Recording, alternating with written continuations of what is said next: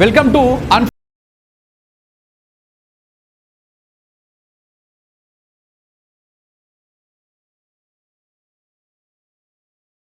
ఆయన ఒక 3 దశాబ్దాల పాటు అలుపెరగని పోరాటం చేసినటువంటి ఒక పోరాట హక్కుల నాయకుడు అనుకోవచ్చు. దళిత జెండా నీడలొరిగినావు. సో దాదాపు 30 సంవత్సరాల పాటు ఎలాంటి రాజకీయ పదవులు తీసుకోకుండా తన జాతిలో జరుగుతున్నటువంటి అన్యాయం పైన 30 సంవత్సరాల నుంచి పోరాటం చేసుకుంటూ వస్తా ఉన్నారు. ఇక్కడ గల్లీ నుంచి మొదలు పెడితే పార్లమెంట్ దాకా ప్రజా పోరాటాలతోనే ప్రభుత్వాలను కదిలించినటువంటి ఒక నాయకుడు. ఆ నాయకుడే ఎంఆర్పిఎస్ జాతీయ అధ్యక్షుడు మందకృష్ణ మాదిగ గారు ఇలా మన స్టూడియోలో ఉన్నారు. వారితోటి ఇవాళటి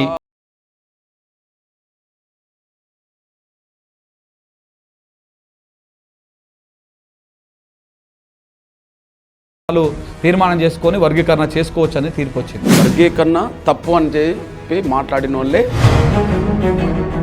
ఇది 2004 నవంబర్ 5 తీర్పు. అప్పుడు నేను సుప్రీంకోర్టులోనే ఉన్నాను. అవును, సుప్రీంకోర్టు తీర్పు మా రాజ్యాంగ విజయం అన్నారు. బలంగా ఉన్నటువంటి ఎస్సీ సామాజిక వర్గాన్ని ఈ బీజేపీ అనేటువంటి ఒక పద్ధతితో పాటు ఆ పార్టీతోని మందకృష్ణ మాదిగ అంటకాగి ఎస్సీలని బలహీనపరుస్తా ఉన్నాడు. మరి పార్లమెంట్లో బిల్లు పెట్టకుండా అడ్డం పడ్డది వాళ్ళు. ఎప్పుడు కాంగ్రెసే కదా గవర్నమెంట్ కేంద్రంలో. రివ్యూ పిటిషన్లు దేశవ్యాప్తంగా 32 పడ్డాయి. 32లో 16 మన తెలుగు రాష్ట్రాల మారలే, ఒక సింగిల్. మీరు ఎట్లా ఆయనను ఎదుర్కొని ముందుకెళ్ళగలుగుతారు? సౌత్లోనే దక్షిణాది రాష్ట్రాల్లో ఆర్థికంగా ఎదిగిన కుటుంబం, మీడియా ద్వారా ప్రభావితం చేసే కుటుంబం అయినప్పటికీ వాళ్ళ వైపు అధర్మం, మాది ధర్మం. నిజంగా కనుక బీజేపీకి ప్రేమ ఉంటే ఇలా బీజేపీకి పార్లమెంట్లో అవుట్ రైట్ మెజారిటీ ఉంది. ఇప్పుడు మరి ఈ తీర్పు అనేది కాకుండా ఒక చట్టం చేయడానికి బీజేపీకి వస్తున్నటువంటి ప్రాబ్లం ఏంటి? బీజేపీ ఎందుకు ఆ విధంగా ముందుకు పోలేకపోతా ఉంది? ఈ దేశంలో అతలాకుతలమైన సమస్య రామ మందిరం, బాబ్రీ మసీద్ సమస్య. ఇంకా దీనికంటే 100 రేట్లు అతలాకుతలమైన సమస్య. పార్లమెంటు పరిష్కారం చూపెట్టిందా? సుప్రీంకోర్టు పరిష్కారం చూపెట్టిందా? అంబేద్కర్ రిజర్వేషన్ సాధించేటప్పుడు అడ్డుపడేటోళ్ళు ఏ వాదన చేశారో ఇప్పుడు వీళ్ళు అదే వాదన చేస్తారు. సరే, ఎస్సీ వర్గీకరణ మీ ఎజెండా అన్నారు కదా. సో ఎస్సీ వర్గీకరణ విషయంలో బీజేపీకి మీరు అమ్ముడు పోయినరు అనేది సీఎం రేవంత్ రెడ్డి. నరేంద్ర మోడీ గారిని ఏం కర్మ, రాజశేఖర్ గారిని వెంబడి పెట్టుకొని ప్రధానమంత్రి మన్మోహన్ సింగ్ గారిని కూడా కలిసిన రోజులు ఉన్నాయి మీకు. అసెంబ్లీ పార్లమెంట్ ఎన్నికల వరకు కూడా మరి నేను రాహుల్ గాంధీ గారితో కలిసి ప్రచారం చేసిన ఉన్నాయి కదా. మాదిగలు చెప్పులు కొట్టేటోళ్ళు కదా, మీరు చెప్పుల పరిశ్రమ డెవలప్ చేసుకోవడానికి ఒక 3 కోట్ల రూపాయలు ఇస్తాను ప్రకటన చేశారు. ఇప్పుడు వర్గీకరణ అనగానే మాదిగ, మాల ఈ 2 కులాలు కొట్లాడుతూ ఉన్నాయి. 2 కులాలు ప్రధానంగా మాట్లాడుతూ ఉన్నాయి. మిగతా కులాలు ఎందుకు మాట్లాడతలేవు? ఈ మిగతా కులాల్లో మెజారిటీ సపోర్టు మాదిగలకుందా, మాలలకుందా? బలమైన జనాభా గల మాదిగల అవకాశాలే కొల్లగొట్టే శక్తివంతులు. ఇంకా చిన్న చిన్న కులాల అవకాశాలు వాళ్ళు రాని తడతాము. మొన్న సభా వేదిక మీద నన్ను అనరాని మాట్లాడినారు, ఏదో మాట్లాడి చేశారు కదా. ఆ వేదిక మీద మాట్లాడిన వాళ్ళకి ఎవరికన్నా ఇప్పుడు 2 పార్టీలు, అటు కాంగ్రెస్ కావచ్చు, బీజేపీ కావచ్చు, 2 కలిసి మాల మాదిగానే 2 కులాల మధ్యలో కుంపటి పెట్టి వాళ్ళు ఓట్లు వేయించుకుంటున్నారు అనేది జరుగుతున్నటువంటి ప్రచారం. దాని మీద మీరు ఇప్పుడు తెలుగుదేశం చేత అన్నది మా సపోర్ట్ తీసుకున్నది, మాకు మేలు జరిగింది. బీజేపీ మాకు చేత అన్నది కొంత మేలు చేసింది, మాకు మేలు జరిగింది. కాంగ్రెస్ చేస్తామని చేయక మమ్మల్ని మోసం చేసింది కదా. కరెక్ట్గా వర్గీకరణ అడ్డుకోవడానికి ఇక ఎవరు ప్రధాన పాత్ర పోషించాలో వాళ్ళ రంగం మీదకి వచ్చారు. ఇప్పుడు 2 సంఘటనలు ఏం జరిగిందంటే, నేను డప్పు పట్టుకొని తిరుగుతున్న రోజుల్లో ఒక మాలపల్లెలో నన్ను కొద్దిగా రానివ్వాలి, మీరు డప్పు పట్టుకొని మా ఇండ్లకు రావద్దు అని చెప్పి కొంత ఇబ్బంది పెట్టారు. మీరు మాదిగ జాతిలో పుట్టినారు కాబట్టి మీరు డప్పు కూడా కొట్టాలని మేము ఆశిస్తాం. ఈ మీడియా అంతా రాకముందు కదా, అదే అసలు మీడియా అంటే మొదటి విలేకరు మేమే. అవును.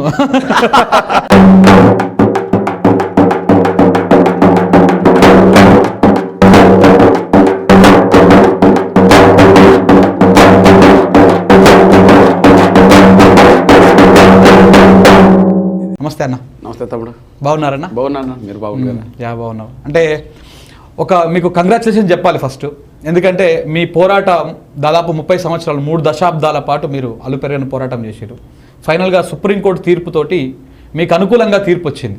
అంటే రాష్ట్రాలు తీర్మానం చేసుకొని వర్గీకరణ చేసుకోవచ్చు అని తీర్పు వచ్చింది. అది మీకు అనుకూలమైన తీర్పు అనుకోవాలన్నా లేకపోతే ఒక నమ్మక ద్రోహమైనటువంటి తీర్పు అనుకోవాలన్నా? రాష్ట్రాలు చేసుకునే అధికారం లేదనే తీర్పు కూడా వచ్చింది ఒకనాడు. అవును. ఇప్పుడు రాష్ట్రాలు చేసుకునే అధికారం ఉన్నదని తీర్పు వచ్చింది ఈనాడు. ఆనాడు చంద్రబాబు నాయుడు ప్రభుత్వం అంటే ఒక రాష్ట్రం, అవును, ఆనాడు రాష్ట్రం చేసిన దాన్ని ఆనాడు సుప్రీంకోర్టు తప్పుపట్టింది. సుప్రీంకోర్టుకి వెళ్ళింది ఎవరు? వర్గీకరణ తప్పు అని చెప్పి మాట్లాడిన వాళ్ళే సుప్రీంకోర్టుకి వెళ్ళారు.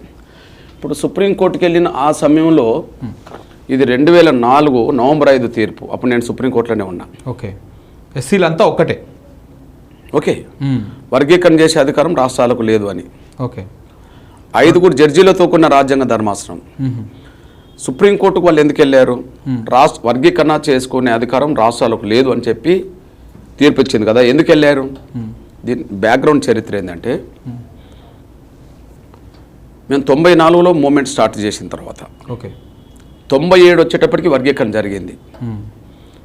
అప్పుడు ఎస్సీ ఎస్టీ కమిషన్ను సంప్రదించలేదని చెప్పి హైకోర్టులో సింగిల్ జడ్జి రద్దు చేశాడు జీవోను. తీవ్రంగా ఎస్సీ ఎస్టీ కమిషన్ సంప్రదించే పరిస్థితి చేశారు. తర్వాత జడ్జి మా మాల సోదరుడు అయిపోయాడు, హనుమంతప్ప, కర్ణాటక. ఆయన రాష్ట్రాలకు చేసే అధికారం మేము వర్గీకరణను ఆమోదించమని ఆయన చెప్పేశాడు. ఎస్సీ ఎస్టీ కమిషన్ సంప్రదించడమా, ఆర్టికల్ 338 ప్రకారం దాని ఆమోదం తీసుకోవడమా అంటే సంప్రదించడం వరకే. కాబట్టి మేము సంప్రదించాం అని చెప్పి మళ్ళా రాష్ట్ర ప్రభుత్వం ఆర్డినెన్స్ తీసుకొచ్చింది. ఆర్డినెన్స్ మీద సంతకం పెట్టాల్సిన గవర్నర్ సంతకం పెట్టకుండా రాష్ట్రపతి ఆమోదం కోసం పంపిండు. రాష్ట్రపతి ఆమోదం 1999 డిసెంబర్ 2న వచ్చేసింది. ఓకే, రాష్ట్రపతి ఆమోదం కూడా వచ్చేసింది ఎస్సీ వర్గీకరణ. మళ్ళీ ఆయన ఎవరూ కాదు, దళితుడే, కేఆర్ నారాయణ. ఓకే, ఆయన ఎస్సీ వర్గీకరణ చేసుకునే అధికారం రాష్ట్రాలకు ఉన్నది, చేసుకోవచ్చు అని ఆయన గ్రీన్ సిగ్నల్ ఇచ్చినాకనే 2000 సంవత్సరంలో ఎస్సీ వర్గీకరణ ఇక్కడ జరిగింది. మళ్ళా చట్టం వచ్చింది. ఈ చట్టాన్ని సవాల్ చేస్తూ మళ్ళీ కోర్టుకు వెళ్ళారు. ఎవరు వెళ్ళారు? మాలలే. ముందు మాలలే వెళ్ళారు, తర్వాత మళ్ళీ మాలలే వెళ్ళారు. అప్పుడు 5 జడ్జిలతో కూడిన ఇక్కడ ధర్మాసనం ఎస్సీ వర్గీకరణ కరెక్ట్ అని ఇక్కడ తీర్పిచ్చింది. దీని మీద మళ్ళీ ఛాలెంజ్ చేసి మళ్ళీ సుప్రీంకోర్టుకి వెళ్ళారు. ఆ సుప్రీంకోర్టులో ఎస్సీ వర్గీకరణ చేసే అధికారం రాష్ట్రాలకు లేదని చెప్పేసి 2004లో. ఓకే, దీని పరిణామం ఇది. మరి 2004లో ఎస్సీ వర్గీకరణ చేసే అధికారం రాష్ట్రాలకు లేదన్నప్పుడు మేము బాధపడ్డాం, ఆవేదన వ్యక్తం చేశాం. సరే, ధర్మం ఎప్పుడైనా గెలుస్తుంది అని అనిపించుకున్నాం, న్యాయ పోరాటం చేస్తున్నాం, మేము పోరాటం చేస్తూ ఉన్నాం. మరి 2004లో ఎస్సీ వర్గీకరణ చేసే అధికారం రాష్ట్రాలకు లేదన్నప్పుడు సుప్రీంకోర్టు తీర్పును స్వాగతించారు కదా వాళ్ళు. ఎవరు? మాలలు స్వాగతించారు కదా. ఇప్పుడు ఆ మాలల్లో ఒక ఆయన పేరు ఉన్నది అనుకోండి, మాల మహానాడు అధ్యక్షుడు అనేటైనా ఒక మల్లెల వెంకట్రావు ఉండే, పివిరావు ఉండే.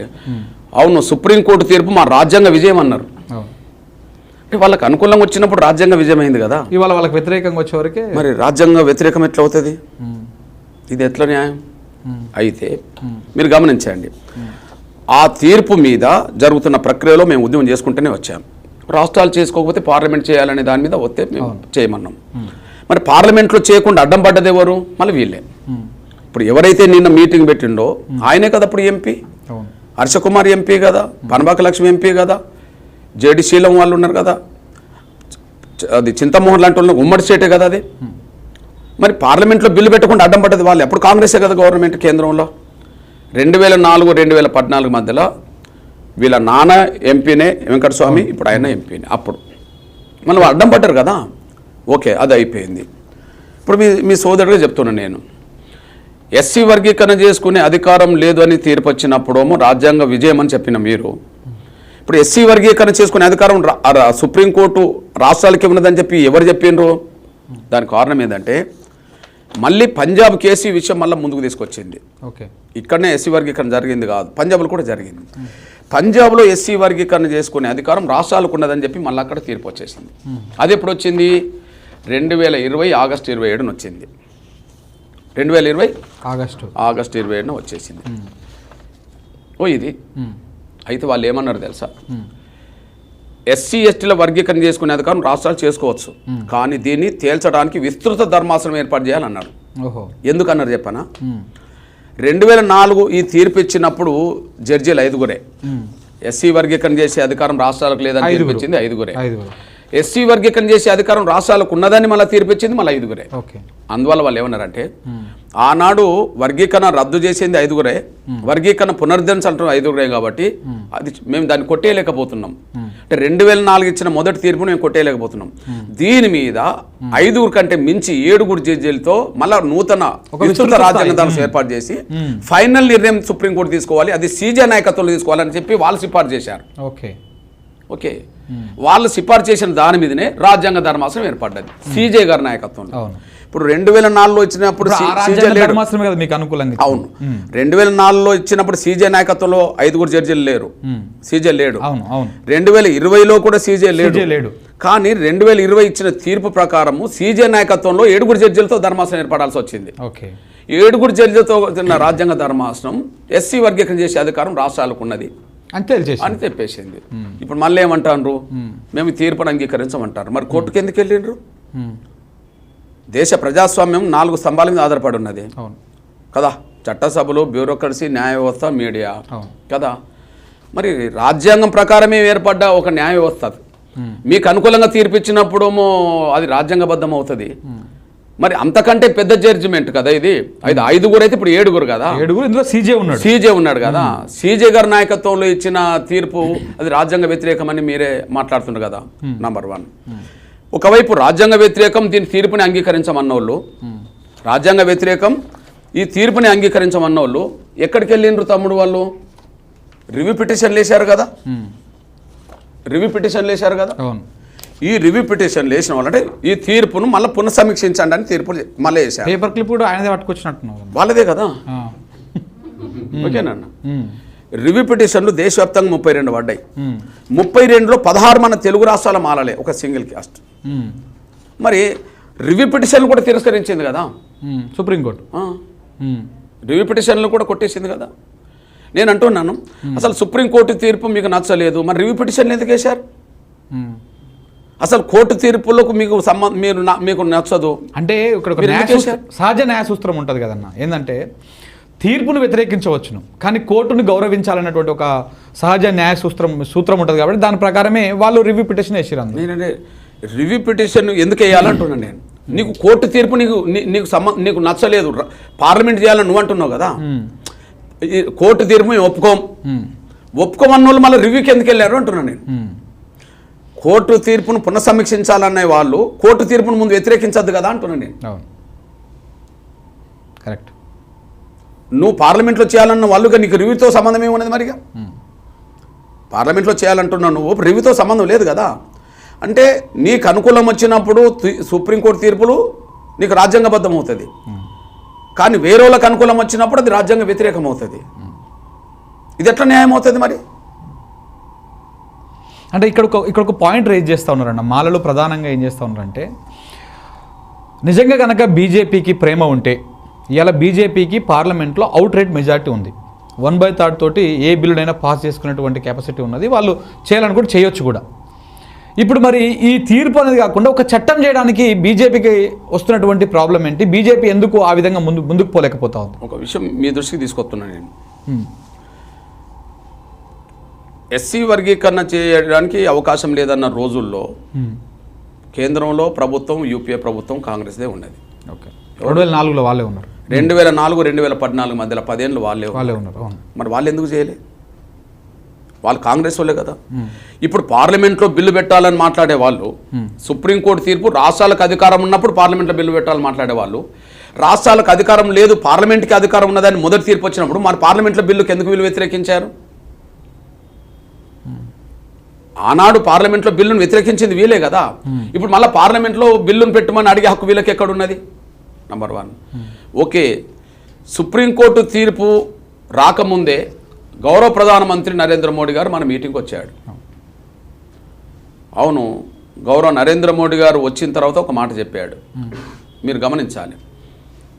తీర్పు వచ్చింది ఎప్పుడు? ఇది మొన్న ఫస్ట్ తీర్పు వచ్చింది 2020 ఆగస్టు 27.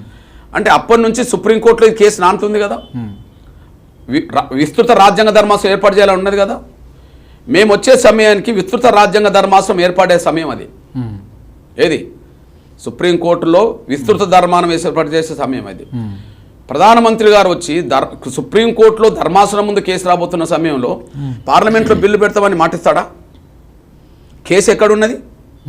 ఎస్సీ వర్గీకరణ సంబంధించిన కేసు ఎక్కడున్నది? సుప్రీంకోర్టులో ఉన్నది. మరి కేసు లేని రోజుల్లో మీరు పార్లమెంట్లో బిల్లు పెట్టలేదు కదా. 2004, 2014 మధ్యలో సుప్రీంకోర్టులో కేసు లేదు. ఓకే. పంజాబ్ కేసు ముందు బయటకు వచ్చింది ఎప్పుడు? 2020. అంతేనా? 2020 నుంచి సుప్రీంకోర్టులో మళ్ళీ కేసు నడుస్తున్నట్టే, అంతేనా? అవునవును. సుప్రీంకోర్టులో కేసు లేనప్పుడు పార్లమెంట్లో బిల్లు పెట్టింది కాంగ్రెస్. సుప్రీంకోర్టులో కేసు నడుస్తున్న కాలంలో ప్రధానమంత్రి మన దగ్గరకు వచ్చాడు. ప్రధానమంత్రి మన దగ్గరకు వచ్చి ఏం చెప్పాడు? ఓకే, ఎస్సీ రిజర్వేషన్ వర్గీకరణ సమర్థిస్తున్నాం, కానీ ఇది సుప్రీంకోర్టు పరిధిలో పెండింగ్ ఉన్నది కాబట్టి సుప్రీంకోర్టు పరిధిలో పెండింగ్ ఉన్న సమస్యను వేగవంతం చేయడానికి కేంద్రం సహకారం చేస్తుంది. వేగవంతం అంటే ఏం చేస్తుంది? రాజ్యాంగ విస్తృత ధర్మాసనం ఏర్పాటు కావడం, ఆ విస్తృత ధర్మాసనం ముందు ఎస్సీ వర్గీకరణ ప్రక్రియ జరిగే విధంగా కేంద్రం సపోర్ట్ చేయడం అంటే అఫిడవిట్ దాఖలు చేయడం. అఫిడవిట్ దాఖలు చేయాలంటే న్యాయవ్యవస్థ కూర్చోవలసిందే కదా, సొలిసిటర్ జనరల్ కూర్చోవలసిందే కదా, అటార్నీ జనరల్ కూర్చోవలసిందే, న్యాయశాఖ మొత్తం కూర్చోవలసిందే కదా. ఎగ్జాంపుల్, ఇప్పుడు 2004లో ఎస్సీ వర్గీకరణ చేసే అధికారం రాష్ట్రాలకు లేదని తీర్పు వచ్చింది అనుకో, అప్పుడు అధికారంలో కాంగ్రెస్ ఉన్నది కదా, మరి సుప్రీంకోర్టుకు అఫిడవిట్ దాఖలు చేయలేదు కదా. అంటే ఇక్కడ ఇదే సమస్య అవుతుందన్న.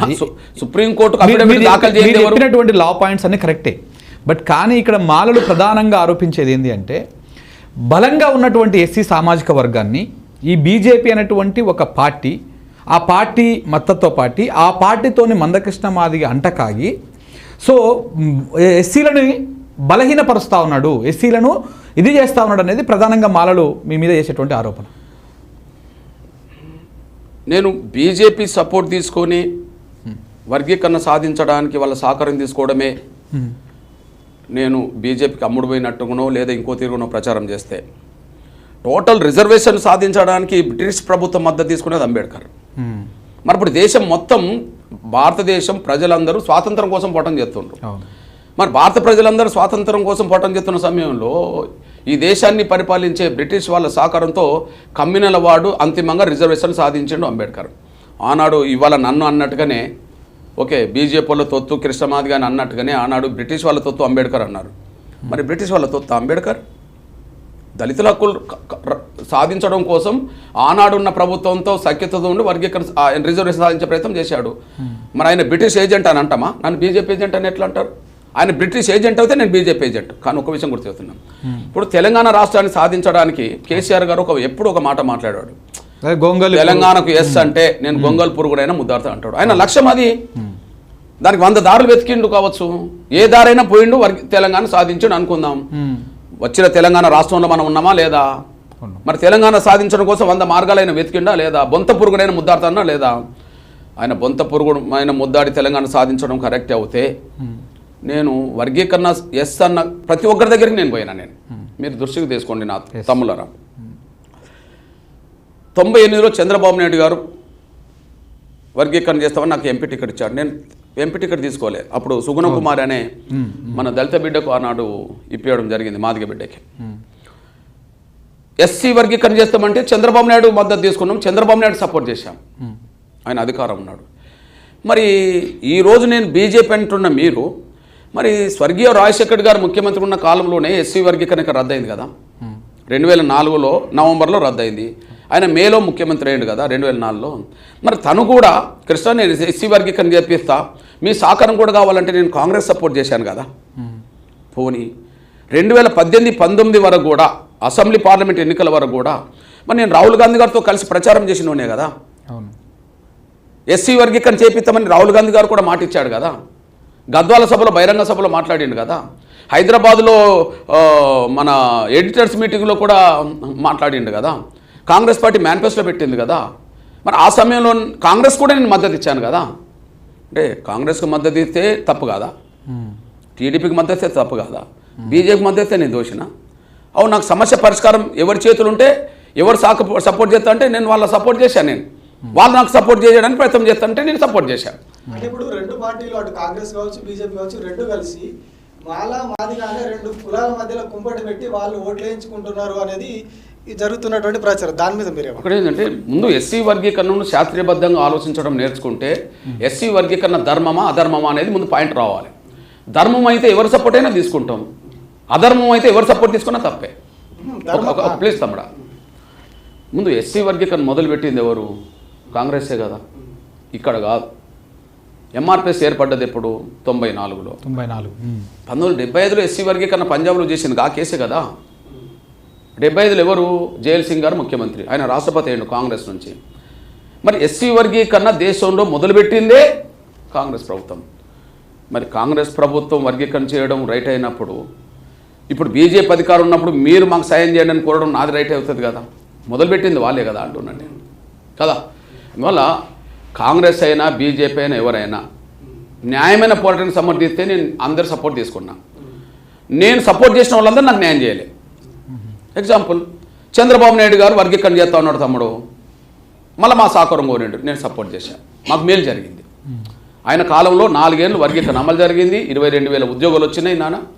ఓకే, వేలాది మంది పిల్లలు డాక్టర్లు ఇంజనీర్లు కాగలిగారు.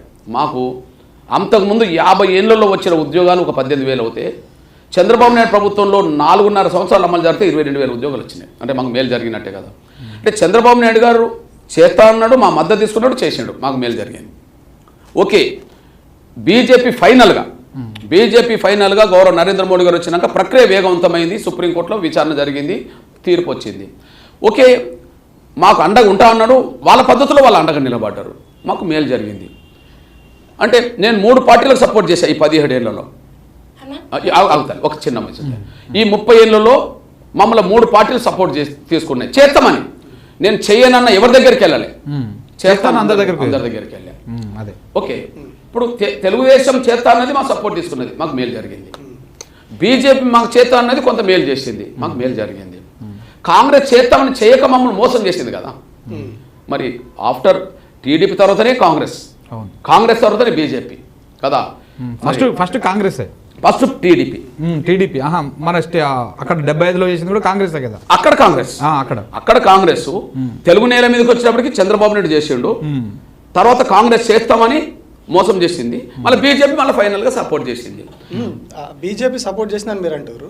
అదే అనుకున్నప్పుడు ఇప్పుడు మళ్ళీ వాళ్ళు అధికారంలోకి వచ్చారు. మొన్నటి వరకు అంటే కేసు కోర్టులో ఉన్నది కాబట్టి సమస్యగా ఉండే. ఇప్పుడు ఎందుకు వాళ్ళు మరి పార్లమెంట్లో బిల్లు పెట్టి దాన్ని ఒక చట్టంగా మార్చి దాన్ని పూర్తి చేయొచ్చు కదా. చేయకుండా అక్కడ సుప్రీంకోర్టు రాష్ట్రాలు చేసుకోవచ్చు అని చెప్పింది. రాష్ట్రాల్లో కూడా ఇప్పుడు మన తెలంగాణనే తీసుకుంటే మేము కట్టుబడి ఉంటాము అని చెప్పి ఆ రోజు అసెంబ్లీలో రేవంత్ రెడ్డి చెప్పిన పరిస్థితి.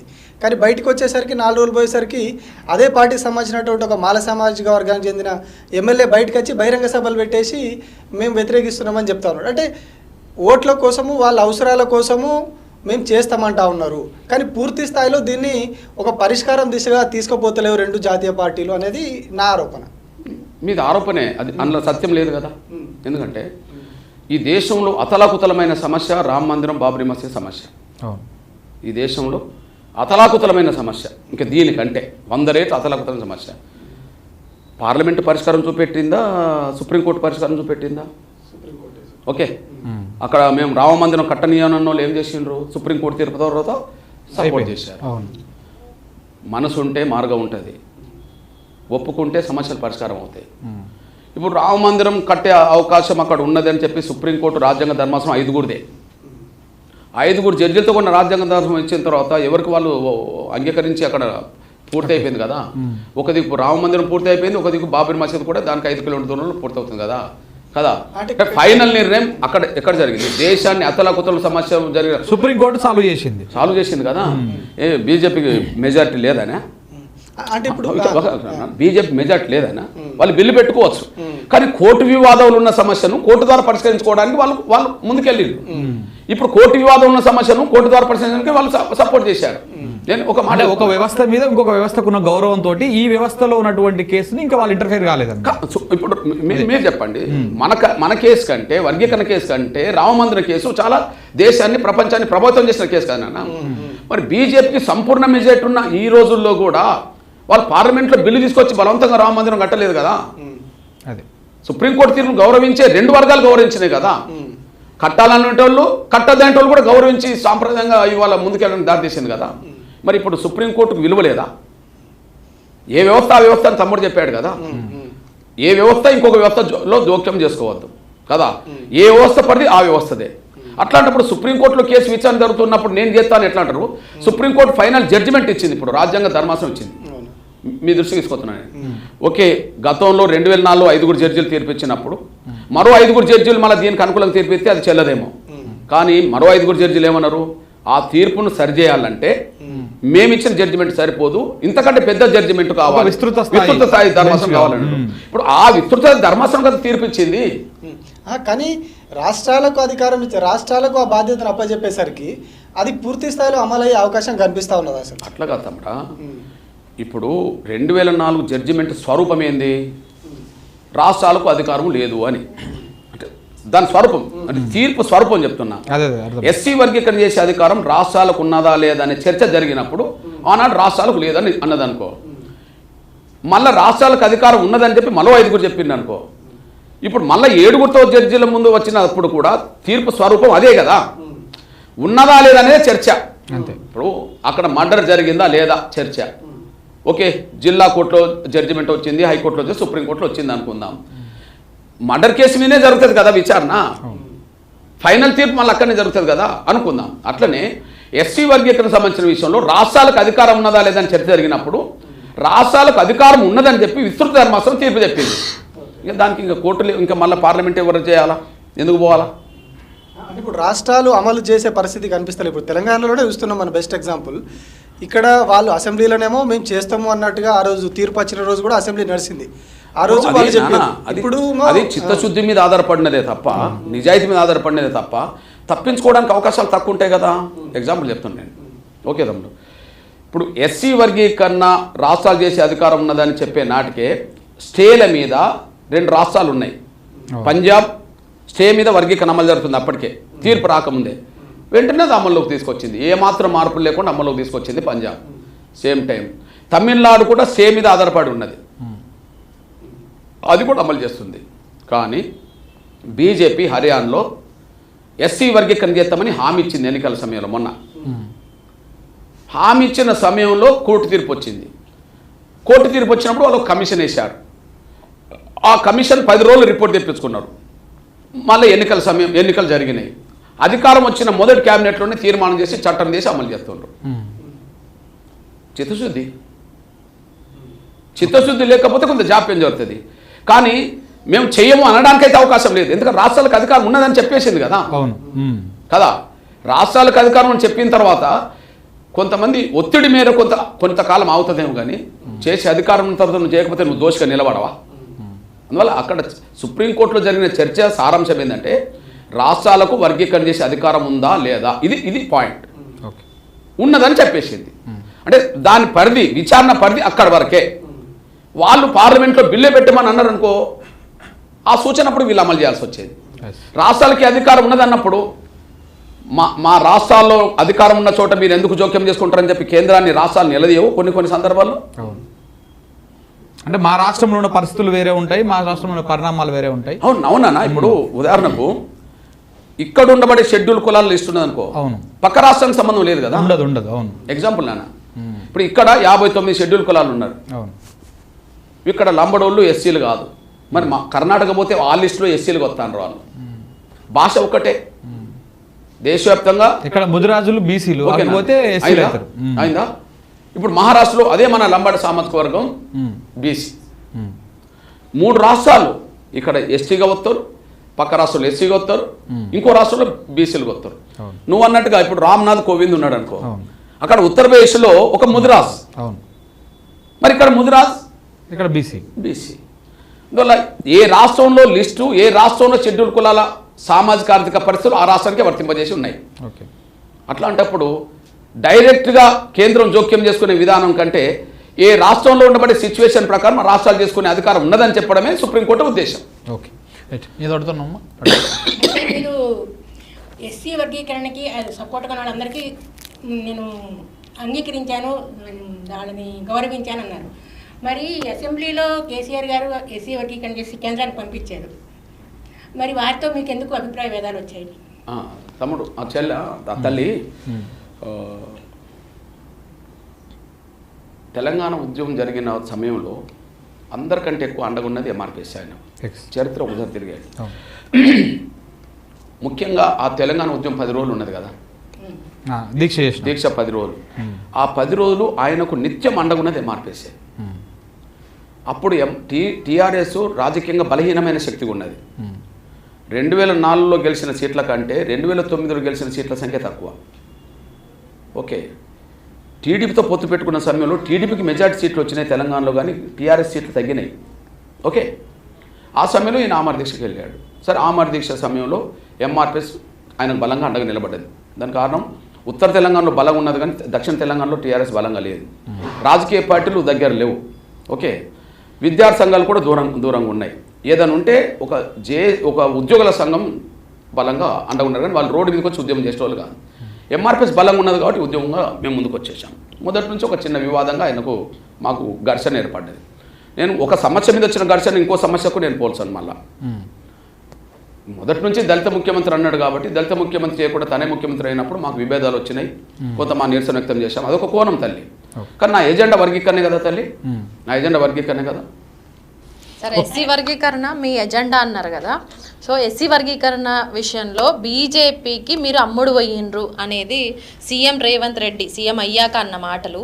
అందుకనే బీజేపీ పార్టీని కానీ లేకపోతే కిషన్ రెడ్డిని కానీ అందులో బండి సంజయ్ ఎవరిని మీరేం అనట్లేదు, సైలెంట్ అయ్యారు అనేసి అంటున్నారు. ఒక విషయం తెలుసు,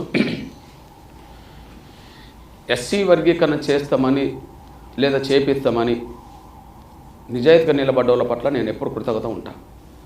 నిజాయితీగా నిలబడకుండా కొంత జాప్యమో కావాలని ఏదన్నా ఇబ్బందులు పెట్టే ప్రయత్నం చేస్తే నేను ఎదుర్కొంటా. నంబర్ 1 అది అన్ని పార్టీల మధ్యలో జరిగింది. నేను అందరితో సఖ్యత ఉన్నా, కొన్ని సందర్భంలో అందరితో ఘర్షణ పడాల్సి వచ్చింది.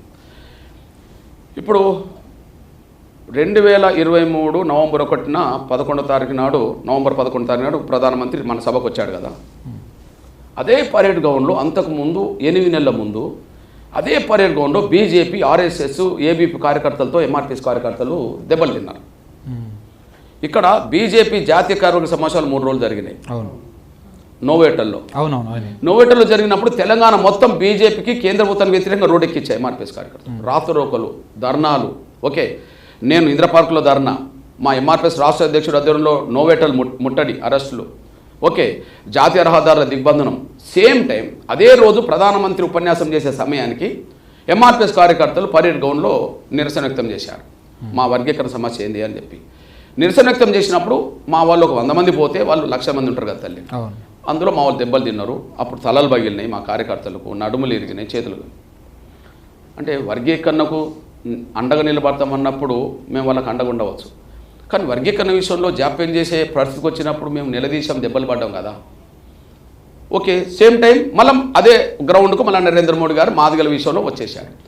వచ్చిన తర్వాత 30 ఏళ్ళ పోరాటం ఆయన సరిగ్గా 3 నెలల్లో దీన్ని ముందుకు నడిపించే ప్రయత్నం చేశాడు. 30 ఏళ్ళ పోరాటం 3 నెలలు తమ్ముడు. ఎగ్జాంపుల్, నవంబర్ 11న వచ్చాడు 2023. ఓకే, ఆయన అన్నదేంది, ఎస్సీ వర్గీకరణ సుప్రీంకోర్టులో పెండింగ్లు ఉన్నది, ఈ ప్రక్రియను వేగవంతం చేయడానికి కేంద్రం సపోర్ట్ చేస్తుంది, దీన్ని పరిశుద్ధి చేయడానికి ఒక కమిటీ వేస్తుందని చెప్పి ఆయన క్యాబినెట్ సెక్రటరీ ఆధ్వర్యంలో ఒక కమిటీ ఏర్పాటు చేసి ఆ కమిటీ న్యాయశాఖను కూర్చొనిబెట్టి, అటార్నీ జనరల్ సొల్యూషన్ కూర్చొనిబెట్టి న్యాయ ప్రక్రియ ముందుకు సాగడానికి, జాప్యం లేకుండా పరిష్కారం దొరకడానికి మీరు ముందుకు వెళ్ళండి అని చెప్పి సుప్రీంకోర్టును కోరే విధంగా వీళ్ళు అప్రమత్తం చేశారు. ఆ అప్రమత్తం చేసిన క్రమంలో ఫిబ్రవరి 6, 7, 8 తేదీలో విచారణ అయిపోయింది. జడ్జిమెంట్ రావడానికి రిజర్వ్డ్ ఉండడం వల్ల 6 నెలలు పట్టవచ్చు, కానీ హామీ ఇచ్చిన తేదీ నుంచి సుప్రీంకోర్టులో విచారణ పూర్తి అయ్యే సమయానికి 3 నెలల టైం. జడ్జిమెంట్ ఎప్పుడైనా విచారణ జరిగినాక రిజర్వ్డ్ ఉంటుంది కదా, రిజర్వ్డ్ కాలం పక్కకు పెడదాం. ఏ కేసు అయినా వీళ్ళు చేస్తున్న పని సక్రమంగా వాళ్ళ పని 3 నెలలు చేశారు. వాళ్ళ పని 3 నెలలు చేశారు కదా. మరి వాళ్ళ పని 3 నెలలు చేసిన తర్వాతనే సుప్రీంకోర్టు తీర్పు న్యాయబద్ధంగా వచ్చినప్పుడు నేను ఎవరితో ఘర్షణ పెట్టుకోవాలి? ఇక ఎందుకు ఘర్షణ పెట్టుకోవాలా? ఒక 1 year ముందు మేము దెబ్బలు తిన్న విషయం, అదే గ్రౌండ్లో దెబ్బలు తిన్న విషయం మేము చెప్తున్నాం. అదే బీజేపీలతో అదే ఆర్ఎస్ఎస్తో తిన్నాం కదా, తలలు పగిలినాయి కదా తమ్ముడు. అందువల్ల న్యాయమని ముందుకు వచ్చి ఎవరైనా సపోర్ట్ చేస్తే వాళ్ళకి అండగా నిలబడ్డ, న్యాయం చేస్తామని మోసం చేస్తే ఎదుర్కోవాల్సి వచ్చేసింది.